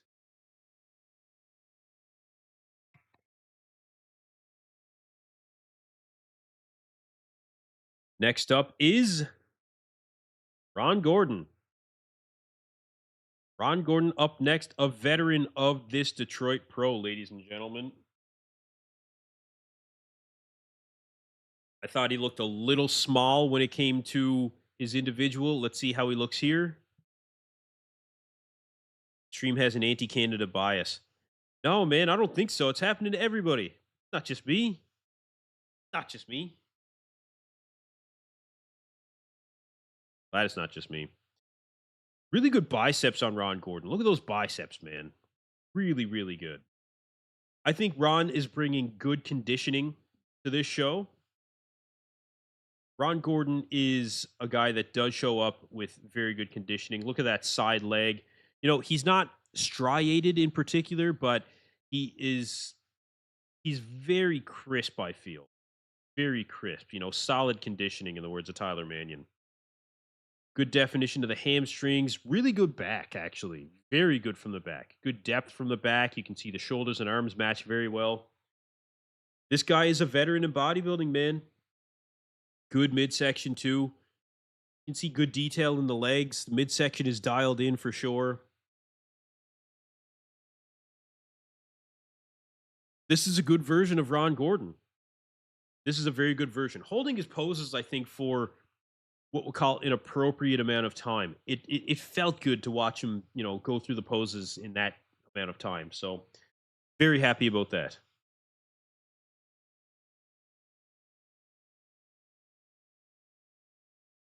Yeah, very good, very good. Next up is Chris Jones. Now, Chris Jones stood out to me as soon as he came out when it came to him in the initial quarter turns. You can see the legs on Chris Jones, you know, very, I think, William Bonac-esque here. Um, Decent separation. The midsection, he's got good abs. You know, he definitely has good abs. Um, Good striations through the chest and shoulders, very wide across the shoulders. Midsection control might be a little bit of an issue for him. You know, he loses all of his abs when he's not flexing down on them. But you can see side leg is stripped out. The calves on this guy, you can see the stripped out calves even. Yeah, see that midsection. He's got to watch that midsection. Got times when he pulls it in, it looks well. But let's see how he looks from the back. I think he's got really good, good hamstrings, good striations through the glutes. Let's see the back double. Good posing. Yeah. This is very good. Man, that back double is dynamite. Absolute dynamite. Wow. Back lat spread, very good. Wow. Chris Jones is not messing around, ladies and gentlemen. Look at that. Really good, most muscular. The midsection, though. Gotta watch that midsection. Chris Jones impressed me more from the back than anybody. And for the sixth time in this stream, ladies and gentlemen, we are down and out again. We are down and out again. Man, why does this keep happening? Again, the stream does typically come up very quickly. We will wait and see how long this is going to take. Let's hear from you guys in the chat between now and then. His back crashed the stream. Welcome back, Zach ASF. Welcome, brother. Chris Jones looked very solid. His back shots, I think, were the most impressive of anyone I saw on the show. I think he had the most impressive back shots.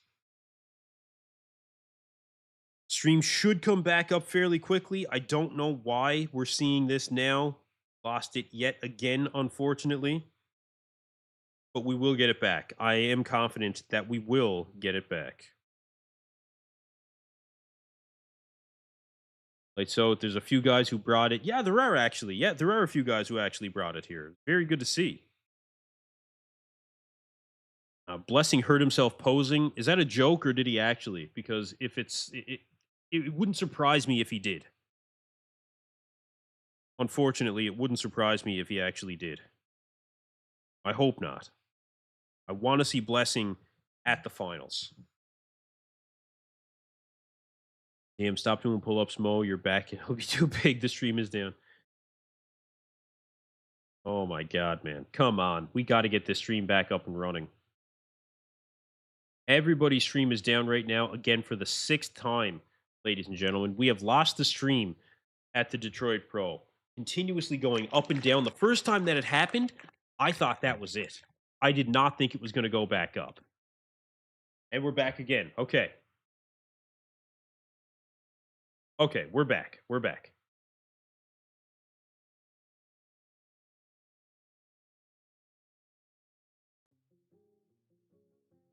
Okay, we are back up and running, ladies and gentlemen. Let's see who takes the stage next.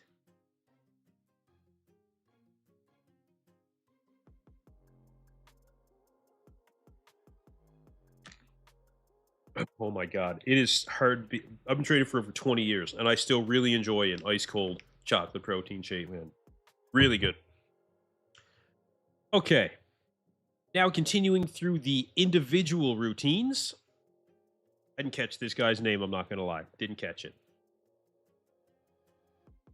So disappointed with Epler. Maybe I was expecting a bit too much. Well, that's true of us both then, brother. That's true of us both. I was expecting more. From what I saw, coming into the show, I thought he was going to be better. I really did. But Nathan Epler still has a way to go. Conditioning-wise, size-wise. His presentation is good. Commands the stage well. But he still has a way to go. Sommerfeld keeps pulling the wires out. Yeah, I wouldn't doubt that for a second. Guy's bitter. Guy's bitter. Has no one to blame but himself as far as I'm concerned. Mike Sommerfeld not being on this stage, he has no one to blame but himself. Nobody.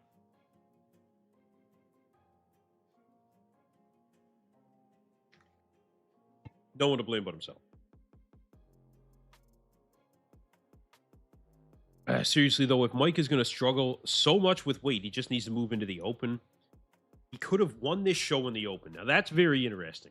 That's very interesting. Mike is that good. Maybe in this lineup. Maybe. That's an interesting thought. Yep, that is very interesting. Ron in top 5? I don't think Ron has the size to hang in the top 5. I'm not sure. I'm not sure, but I don't see Ron Gordon. Let's wait and see what kind of call load he makes it into. But for me right now, I don't think I have him in my top 5. Honestly, if he could beat Mafuda, he gains 15 pounds. Yeah. Yep. I agree.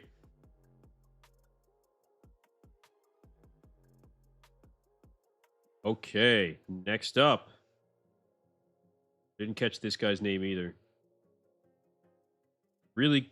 And now for time number 7. The 7th time during this live stream, ladies and gentlemen, we have lost the stream again. I am going to be very interested to hear the explanation behind losing this stream. I don't know why this is continuously happening. Unfortunately, here we are again. Somebody needs to kick Mike Sommerfeld out of the Detroit venue so he can stop pulling out the wires from the live stream. Okay? What is happening here? Kick this guy out of the show. This is unfortunate. This is very unfortunate.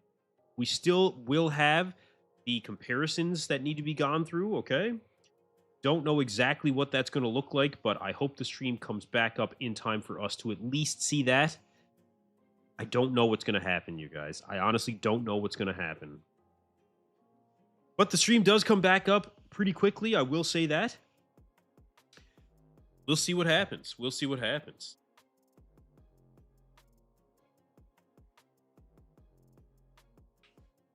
And we're back again. Okay, back up and running. Sure it's not Martin Fitzwater? It could be. It could be. Maybe Martin teamed up with Mike, and they're both behind it. Now, there's a conspiracy theory that's going to fly around the internet. Martin Fitzwater. Oh, man. Okay, Chris Miller. Good size, I think. He's really good upper body. See, this is a guy with roundness of the shoulders that I actually don't think looks suspicious. He's very good, actually. Look at that side chest. Man, that's a thick side chest. His shoulders actually don't quite match his arms. His arms look a little bit bigger than his shoulders, you know. And here we go again. Time number 8. We have lost the stream. Will we get it back within the next 30 seconds like we typically do? We just might.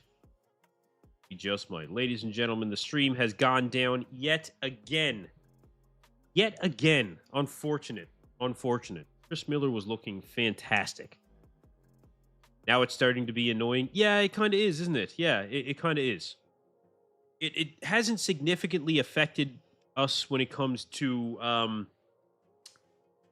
really knowing, at least for Wesley, you know, who's going to win the Classic. But for Open right now, I have no idea what's going to happen.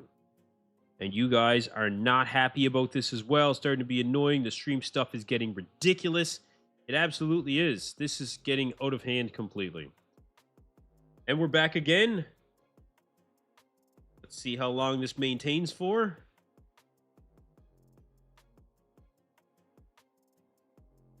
I think it's past the point of redemption. We've missed the entire prejudging. Robin, you're not wrong, man. You're not wrong. But still going through the individual routines. Patrick Moore, this is one that I've been personally waiting to see. Patrick Moore is a competitor that has always been a personal favorite of mine. But realistically, I kind of knew what we were going to end up seeing with Patrick Moore. The fan in me was optimistic, but it does seem like from a conditioning standpoint, there is still something, to be desired. Patrick needs more size overall. He needs to just bring that 2019 Olympia conditioning again, which got him to a top 10 finish. Are you kidding me again? Why does this keep happening? They got me banging on my desk. Next will be screens flying everywhere. That's a little dramatic. But again, ladies and gentlemen, the stream has gone down. Brian Mathis pointing out for the 9th time during this live stream. I don't know exactly what is happening with this stream. It's very unusual for a stream to go down and come back up so many times when there are suspensions for policy violations. It is not often that you'll see that happen. Usually when a stream goes down, it does not come back up. Especially you don't see it happening 9 times in a row. And I agree with everyone when it comes to the music copyright thing, but usually once you hit a copyright strike, we're back up and running again for the 9th time. Usually when you get a copyright strike for something like that, the stream doesn't go up and down. Like, I don't know why that's happening.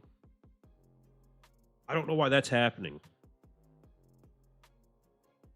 I'll put $5 on it crashing 30 times. Man, I hope not. There's not much time left.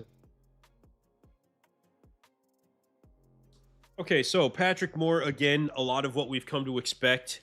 Needs more conditioning, unfortunately needs more size. Still one of my personal favorites. Can't help it. Where's he going to place in this show? He might be on the outside of the first call-out. Now, Leandro Perez taking the stage now.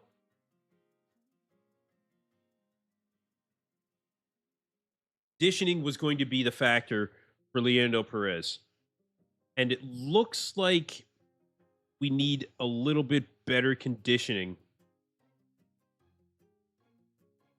And now for the 10th time, ladies and gentlemen, the 10th time in a row. Whatever. We've lost the stream again for the 10th time. Guess he was too good. Look, Leandro Perez was good, but was he too good? I don't know. Thank you, Brian Mathis, for pointing out yet again. That is the 10th time that the stream has gone down. We will await for its return. I'm assuming that it will return within the next 30 seconds or so. That seems to be the trend when it comes to this live stream. Some theories happening are that it is because of the music copyright. That's entirely possible. But we really don't know. We really don't know. It's unfortunate. Let's just be happy that we did not pay for that. Very good point, Freedom Fightress. Thank you very much. That is an excellent point. I didn't pay a cent for this stream. You guys, the fans, did not pay a cent for this stream. So we really can't complain too much. We can complain a little, but not too much. Stream is back up and running.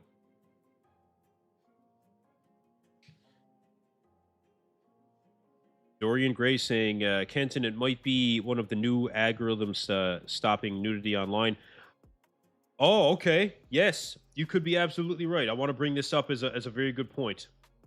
Could be because of a new algorithm stopping nudity online being serious. AI is so messed up, it's not funny. No, you're right.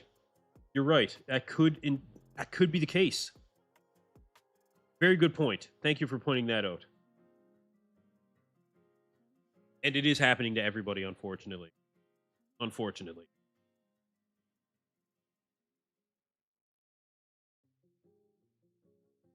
You know what? Something I can do.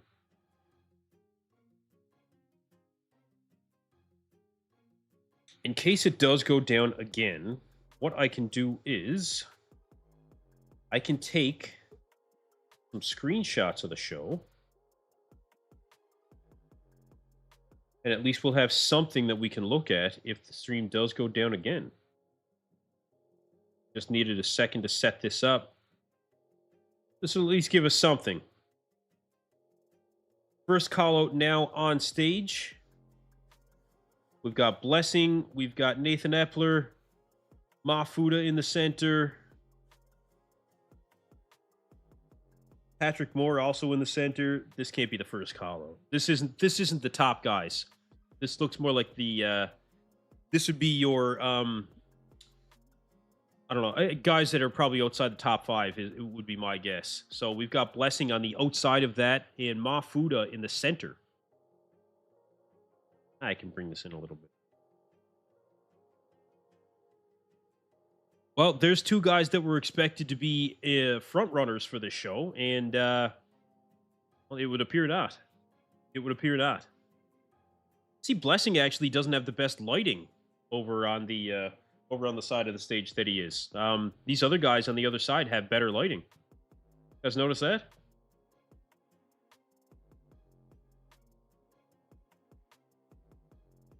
So the back shots, you can see Mafuda actually holding his own from the back, but I think that Blessing looks good from the back. Patrick Moore looks pretty good from the back in the upper body, but the lower body is where he's falling down. Crohn's Lifter, yes, this would be, I would say, 6th to 11th. Yeah, I praise the background, but Blessing gets lost in it. Look, I did identify the fact that it looks like Blessing is not getting as good of light when it comes to that side of the stage. And I'm not wrong. The Detroit Pro typically does have the best lighting. And for the guys in the center, it is the best lighting. Blessing falling victim, unfortunately, it seems to maybe not the best lighting on one side of the stage. That does happen.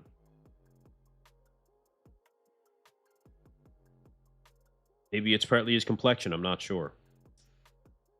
Abs and thigh.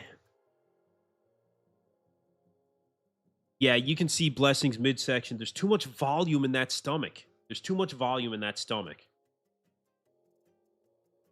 It's like the amount of volume I have in my stomach after drinking higher amino acid drink, 500 ml of water, and then a protein shake on top of it.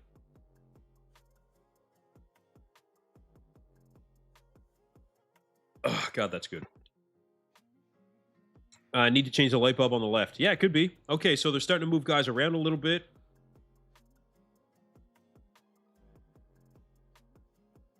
Let's see who is going to be... Okay, Blessing getting moved into the center. Pull in that midsection, Blessing. I'm telling you right now, bro, not a good look. Not a good look. Front double.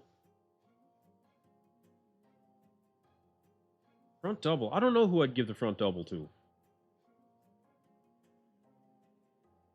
I think Mafuda is probably ahead, I think. You know, Blessing's legs still just look too straight up and down.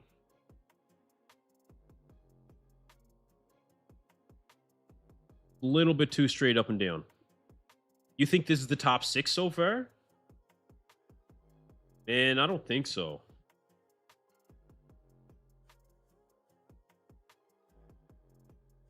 camera's like, oh, we can zoom in? Yeah, honest to God. Davey Addict, do you think that Blessing takes the front double? I don't know, man. I don't know. Legs are a little narrow for me. Back double. And Blessing is actually really good in that back double. Patrick Moore, very good in the back double as well, I got to say. Mafuda looking better in the back double.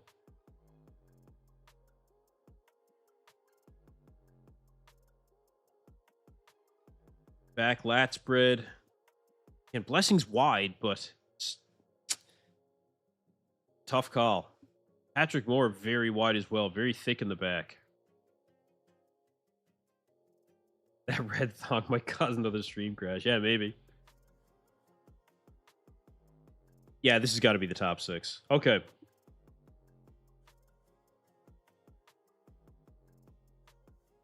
Blessing not exactly hitting a side tricep, hitting more of a front tricep. Tyler Mannion specifically stating front triceps are not accepted. But Tyler Mannion may not be judging at this show. I don't know who the judges are, actually.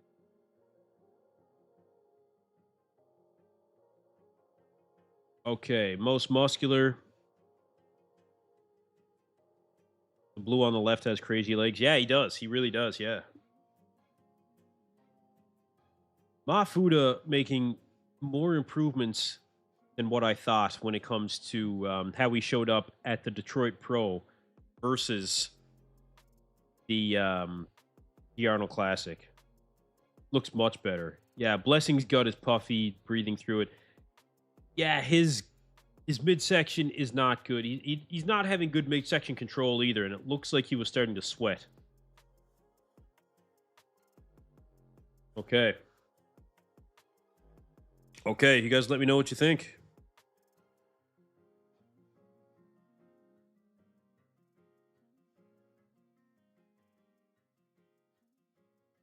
Okay. Okay, so a couple of guys that I thought were going to make it into that first call out, which did not. Yeah, Chris Jones breathing through the midsection. That must be what's doing it, man. That must be what's doing it. So good yet so bad at the same time. Yeah, exactly. Not a great front double, actually, from Chris Jones. Ron Gordon standing in the center as well. Wouldn't expect any less. Like, Ron Gordon doesn't have necessarily the size, but he does have the shape, and he did bring pretty good conditioning here overall.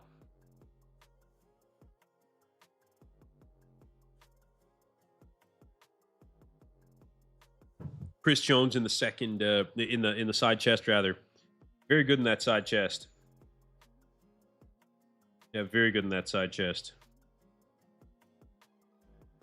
Blessing was fading. Foda and Leandro got better as it went on. Yeah, Leandro Perez, I don't think is going to be in contention for the win here, though. I don't think he's going to be in contention for the win. Unfortunate. Needs more conditioning. That's where Leandro Perez ends up falling down. But it's funny because at a day out of the show, he looked really sharp. He looked really sharp. I made a post on my Instagram, and he looked extremely sharp. So yeah, that's unfortunate. Side tricep, you can see Ron Gordon kind of stands out here, you know? Like, good execution of that side tricep for Ron Gordon. That Purple Man looks good. That's Ron Gordon. Wait, Purple Man. I don't know which one you mean. Sorry. Gordon poses with class. Yeah, he does. Yeah, he does. And look, he's got a good shape, you know? He's more muscle, but the shape is there for Ron Gordon. He's a veteran of this Detroit Pro stage, man. I like him.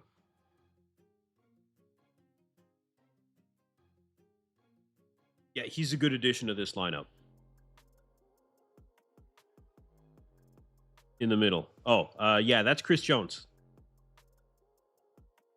Okay, so they're changing around a couple competitors.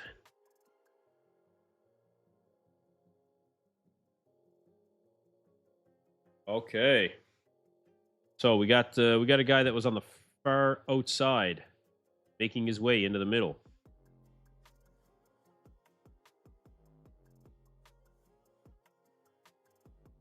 You like the guy making his open debut, the guy with the fro?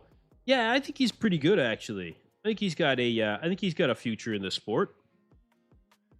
Aaron Gali, look at the size of Aaron Gali, man. He's on the far outside, but man, he's big. Front double. I'd give that to the guy in the center. Guy second from the right. Yeah. Oh yeah. The guy with the afro. Yeah. This is a really good one for this guy in the center too. Now to think he was on the far right hand side in the last call out. That's crazy. Yeah, that's crazy. Good.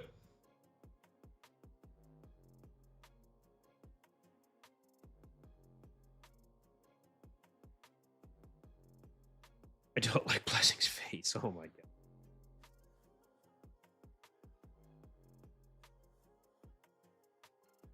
Back double. Some really good back shots in this lineup, man. Oh, the ball guy next to Blondie. Oh yeah, the guy with the back tattoos. Yeah. Okay, gotcha. Guy in the middle, shoulders look strange. He's got good shape. Good shape, and I'm gonna say decent conditioning. I would say decent.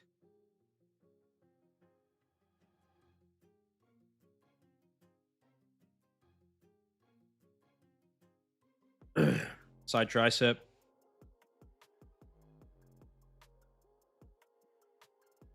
Yeah, again, that front tricep doesn't fly with Tyler Mannion. Doesn't fly.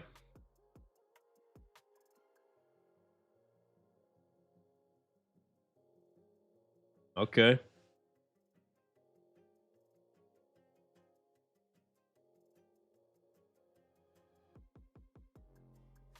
I think that's Leandro Perez.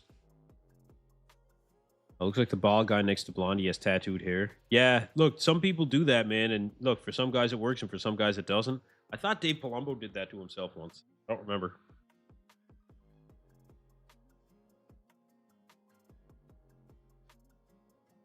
Okay, second call out complete, and they're going to be bringing out more guys to this call out. The Dennis Wolf type guy, so that was Aaron Gali, Canadian.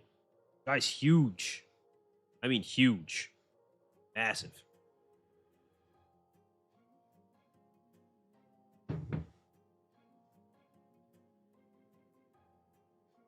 Yeah, that's who you're referring to, Fareed Shahid. Big M Bomb still say that middle guy looks like a cop. He might be. I don't know. Canadian Beef Podcast. Everyone brought it. Very solid lineup overall. I agree. This is a very solid lineup. Yeah, this is a very solid lineup. Feel like people clinging onto their hair just end up looking desperate. Just let it go. If I end up losing mine, that's what I'm gonna do, man. Like it's gonna be gone, and that's it. However, I don't think that's gonna happen to me. I don't think that's gonna happen to me. My father has a full set of hair at over 60, and people are jealous of it. Honestly, that'll be me. That'll be me. Okay, so we've got another call out coming onto the stage now. Looks like we've got. Let's see. Nathan Epler in the center.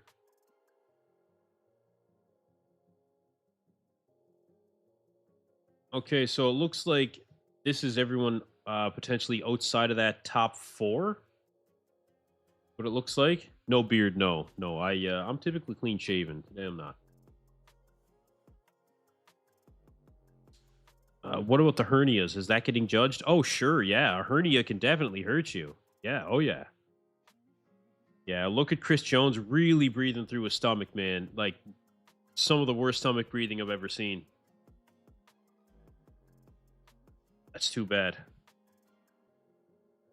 So that would leave, let's see, Elias. No, I didn't catch Elias's last name. So Elias, Mafuda, Patrick Moore, and Blessing Awodibu in the top 4. Okay, it looks like they're switching Chris Jones with Ron Gordon. Yeah, this would be 5 to 10, yes.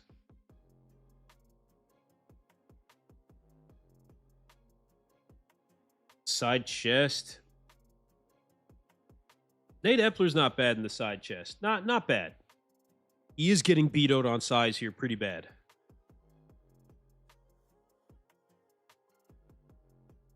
Back double. Again, Chris Jones is fantastic in that back double.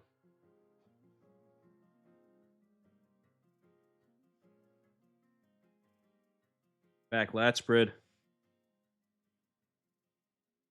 I think Nate Epler's getting better as he poses. It looks like he's getting a little bit more separation, but it doesn't quite have the width of what some of these other guys have. The silhouette isn't as nice for Nate in the back lat spread.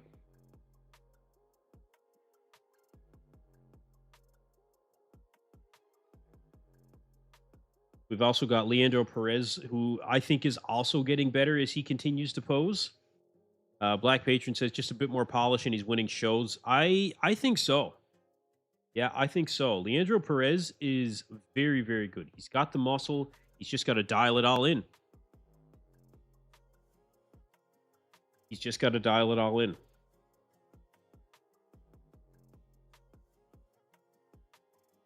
Most muscular. I'd say Leandro Perez is in a pretty solid 5th place spot right now.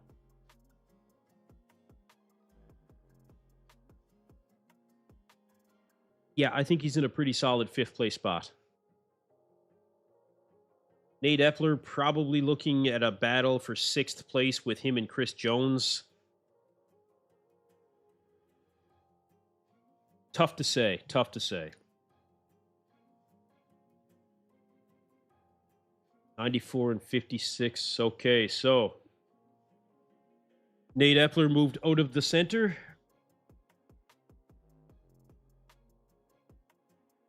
Epler is just missing the size, shape, conditioning, and structure. Outside of that, he's winning shows.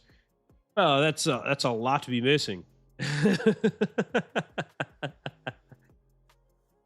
He's missing the size. He's missing the shape. He's missing the conditioning. He's missing the structure. He's missing everything. His posing execution isn't bad. Oh, look, they're moving him back in. Looks like Nathan is starting to sweat a bit. You can see him wiping away some sweat. Just got to stay calm. Hit your poses. Don't overdo it. Okay, back double. Yeah, that's everything. Yeah, pretty much. Ron's getting overlooked. Ron just doesn't have the like. Ron has some of the best shape in this lineup, but he doesn't have the size to go along with it. I think that's what he's really missing. I think he's really missing that size. That would really serve him well. Ron was 4th last year. He's taking a hit. I think that the judges want to see improvements from guys that are, really, staples in shows. And Ron Gordon, competing last year, I don't think that he's massively improved from what we saw previously. So that's where I think Ron Gordon ends up taking a hit, fortunately.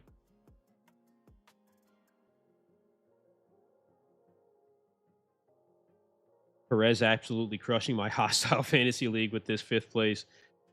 Well, it's very early in the season, okay? It's very early in the season. Let's put it that way. Okay. You can see Nate Epler really, really out there with the waterworks, man. Okay, next call out. Okay, top 4 right here. I don't know what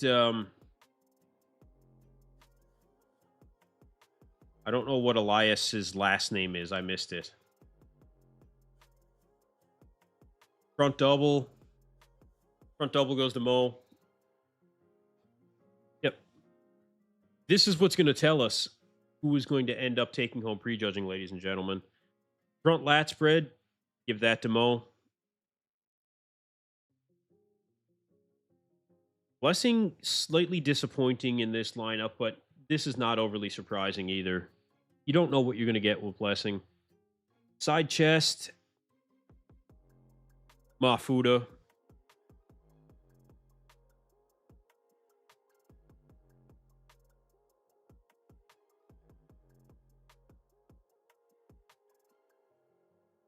Elias McCall, thank you. Appreciate it. Back double. Ooh. I like Patrick in the back double. I'm not going to lie.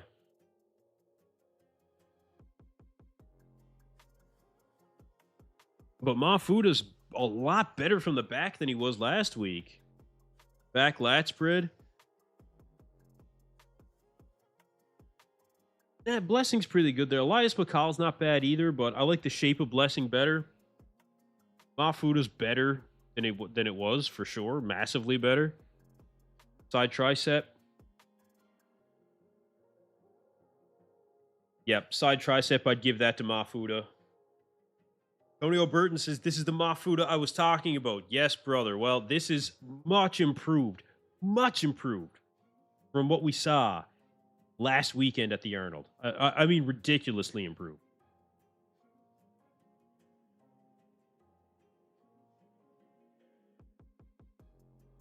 All right, most muscular.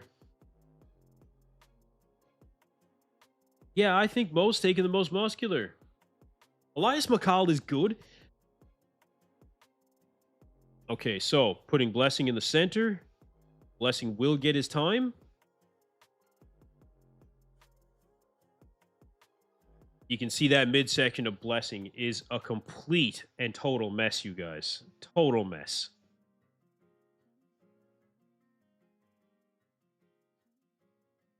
Okay, they're trying to move the competitors into the box. Blessing is trying to keep his way. Yeah, see, Blessing knows what he's doing. See, Blessing knows what he's doing. And that's what, honestly, a lot of competitors do. It's not a bad strategy. But again, front double, I would give to Mafuda. I think Blessing's getting maybe a little bit better as he goes. I'm not sure. Front lat spread, that's Mafuda all day. All day.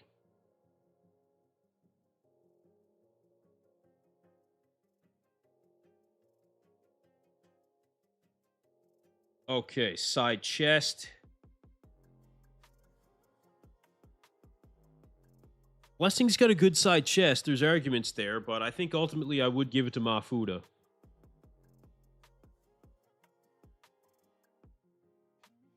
Still think Leandro should have been in this call-out. I don't think he had the conditioning to be in this call-out. I think that he would. I think that he would stand out. Maybe over Elias McCall. Maybe. Back double. I like Patrick more in the back double, man. But Mafuda does look a lot better in the back shots. It's crazy. It's crazy. The amount of improvements from what we saw at the Arnold versus what we see here for Mafuda. It's like Tony O'Burton said. This is the version of Mafuda he was waiting for, and we are seeing it. This is a winning version of Mafuda. This is what I was waiting for from Mafuda. Oh, this is much better. Much better. The guy with the tattoo on the chest, that is Patrick Moore. He is a veteran of the sport. One of my personal favorites. One of my personal favorites. No, not for his ability to win shows, but just the physique that he represents. Okay, most muscular.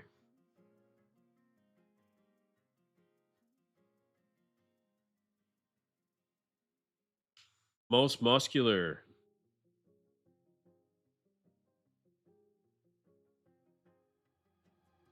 I would say Mafuda. Yeah, I would give that to Mafuda. Okay, so.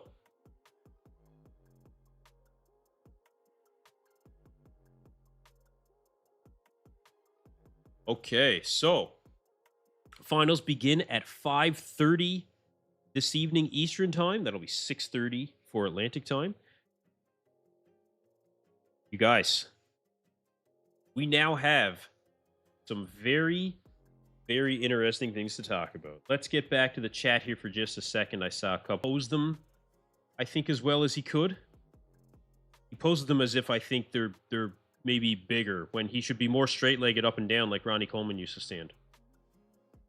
Patrick Moore thinks I like his look. Patrick does not look small at all. No, I think Patrick held his own, man. I think he really did. I think Patrick held his own here. Canadian Beat Podcast. I wonder what Blessing was saying to Mo. Yeah, God knows, man. Yeah, God knows what he was saying to Mo there.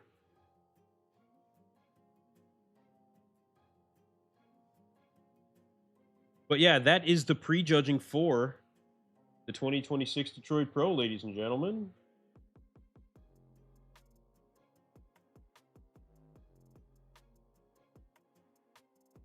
Pop out the chat, get that back up and running. And we'll hear what you guys have to say.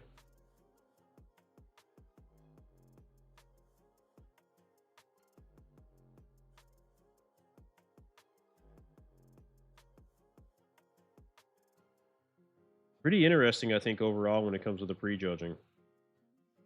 Some unexpected competitors showing up in, I think, some in better shape, some in as not of good a shape.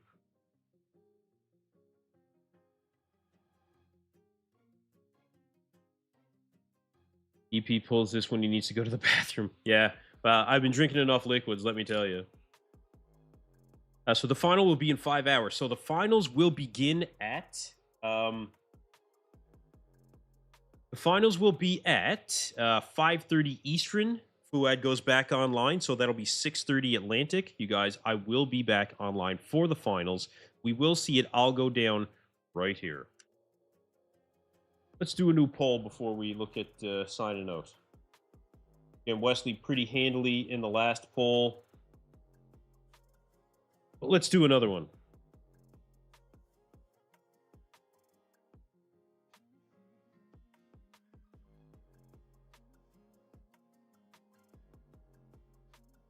Who will win the 2026 Detroit Pro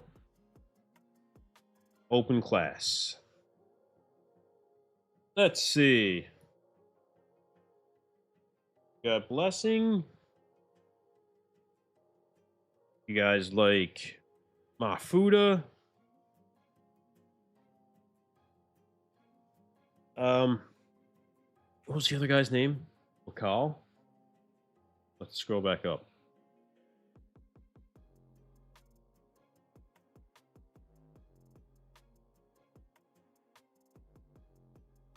Blessing Mafuda. Unfortunately, Nate Epler was not in that call out. Elias McCall, thank you. Elias McCall or Patrick Moore.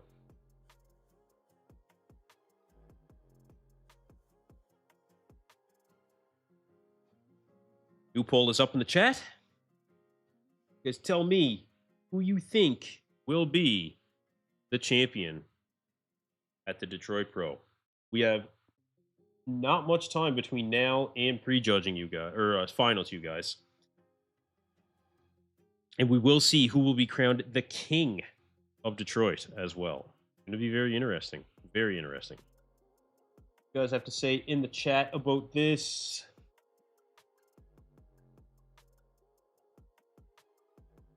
Blessing wins 100%. Okay, there you go.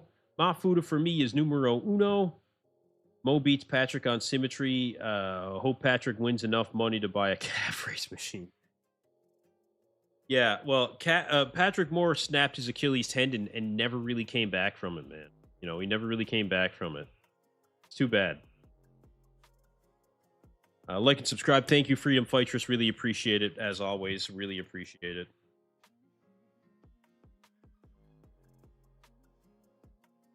Mofo, be like, it's me, you mofos. Yeah, honestly. That's funny. Mafuda for the win. Finals at 2:30 p.m. on the Better Coast. Hey. Careful now. Careful. It might be the Better Coast. Warmer anyway. I lived in BC for almost a year and a half, and if I wasn't living in Nova Scotia where I am, I would probably be in BC. I'd probably be in BC. Mo winning Open, King of Detroit. King of Detroit, Wesley. Yes, I agree, bro. I agree. I agree. I think that's how it's going to go myself. Got Mafuda with a pretty commanding win with the new poll that is currently up. Looks like Mafuda surprising me, that's for sure. I was not expecting Mafuda to show up this much better. I didn't think that he had the time to make up this kind of ground. I thought that he needed an extreme amount of time off before we would see anything that even closely resembles what Mafuda brought to the stage. Turns out I was wrong, and I was pleasantly surprised. I'm more than happy to be incorrect in this particular circumstance. Mafuda is a fantastic bodybuilder. I do want to see what he brings on Instagram translate over to the stage, and it looks like that might end up actually happening here. It looks like it may have happened. So very impressive. Very impressive. I am a little bit disappointed by Blessing, unfortunately. I thought Blessing was going to be a lot better than what we saw at this show. Doesn't seem like he's going to be able to make substantial improvements between now and the finals. Not a lot of these guys can. You know, the fact of the matter is, not a lot of these guys can make substantial improvements between now and the finals. That's just the way it is. There's not enough time. There's very little that these guys can do. It's only in, what, 4 hours? It's not enough time to do anything substantial. But again, get your guys' vote into the poll. Make sure that you have your voice heard in bodybuilding. Get you guys also getting to the comments. The West is the best. Patrick over Blessing. The West is really good. Patrick over Blessing. I hope we don't want bubble guts. No, we do not. And the IFBB Pro League doesn't want bubble guts. So I don't think that you'll see them in this show taking home any kind of a win. Blessing needs to, I don't know what he needs to do when it comes to his midsection, but Blessing needs to do something with his midsection. Again, it looks like a lot of volume. And Robin Strand, on behalf of the Canadian Beef Podcast, mentioned that seems like Blessing does eat a pretty substantial amount of food before he goes on stage. So you need to bring that volume down in order to get away from that midsection distension, right? And Blessing just did not do that. Most certainly did not do that. Wesley Vissers, he was eating rice pudding, I think it was, or cream of rice, or something that was rice powder, something that was not substantial in volume. And that's the big thing. Making sure that you can go on stage with as little in your stomach, but still be able to put enough in your stomach where you're maintaining that fullness. You know, you're maximizing on a factor like that without spilling over. I don't know what is going to happen now for Blessing Awodibu after showing up like this. I mean, the chances of him making it back to the Olympia at any point, his stock is continuing to dwindle. Not a terrible version of Blessing, but not a great version of Blessing. We need to see better from this guy. You know, we need to see better. And some of that he put on himself, honestly. You know, he used to hype himself up so much back in the day. Remember when he was in that battle with Nick Walker about the 2023 Olympia? Blessing finished tied for last place in that show, didn't even come close. And ever since then, just hasn't really seemed like he's been able to put it together. I mean, this guy won the New York Pro back in, I think he won it in 2023. I think so. You know, he has won some big titles, but nothing substantial lately. Nothing substantial lately. The cream of rice is nasty stuff. Yeah. I mean, I just go with regular rice myself. I will blend up like cooked rice and make pancakes with it. Antoine Vaillant, secret pancake recipe on YouTube. You guys should look it up. Really good. Wesley for the win, even though he was getting a little smoother towards the end. I didn't notice that, but I think Wesley will be the king of New York. I didn't want to put them here because I want to just focus specifically on the open class. I want to know what you guys think of the open, you know? And I think a lot of people do agree that Wesley will be the king of New York, and Mafuda, the heavy favorite right now, according to the poll, for taking home the win in the open class. 62% of the vote says Mafuda will win the 2026 Detroit Pro. Very interesting. Very interesting. Like I said, you guys, this is a competitive show. No, this is a very competitive show. This is what we want to see from the IFBB Pro League. You know, this is what we want to see, not just in terms of competitors, but this is what we want to see in terms of quality for a show itself.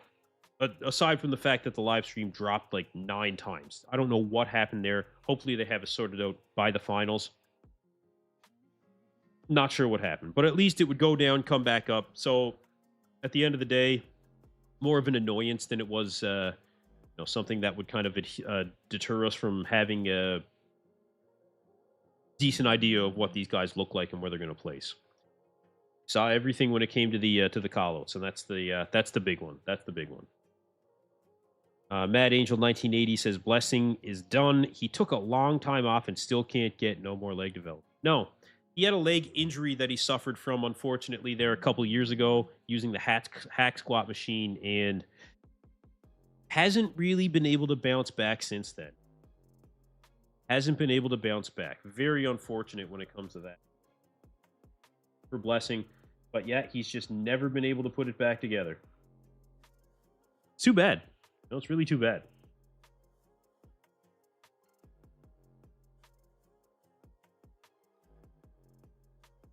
Okay, we're going to look at wrapping up here shortly, you guys. We still have the finals to get ready for. I've got another meal to eat. I've got kids to feed.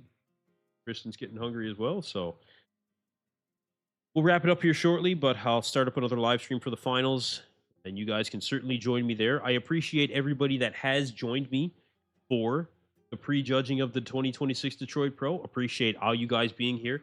If you're new here, make sure to subscribe to the channel. We will be live streaming the 2026 finals for the Detroit Pro in a few short hours. Again, that will be starting at 5:30 p.m. Eastern, 6:30 p.m. Atlantic. Guys, I appreciate everybody being here very much. Thank you for everybody who dropped a vote in the poll. Thank you for everybody for getting in your comments as well. Really appreciate it all. It will not be long, and we will find out who will be the winner of each category, and more importantly, who will be the king of Detroit. Guys, thank you again very much for joining me. Appreciate everybody being here. I will catch you guys at final.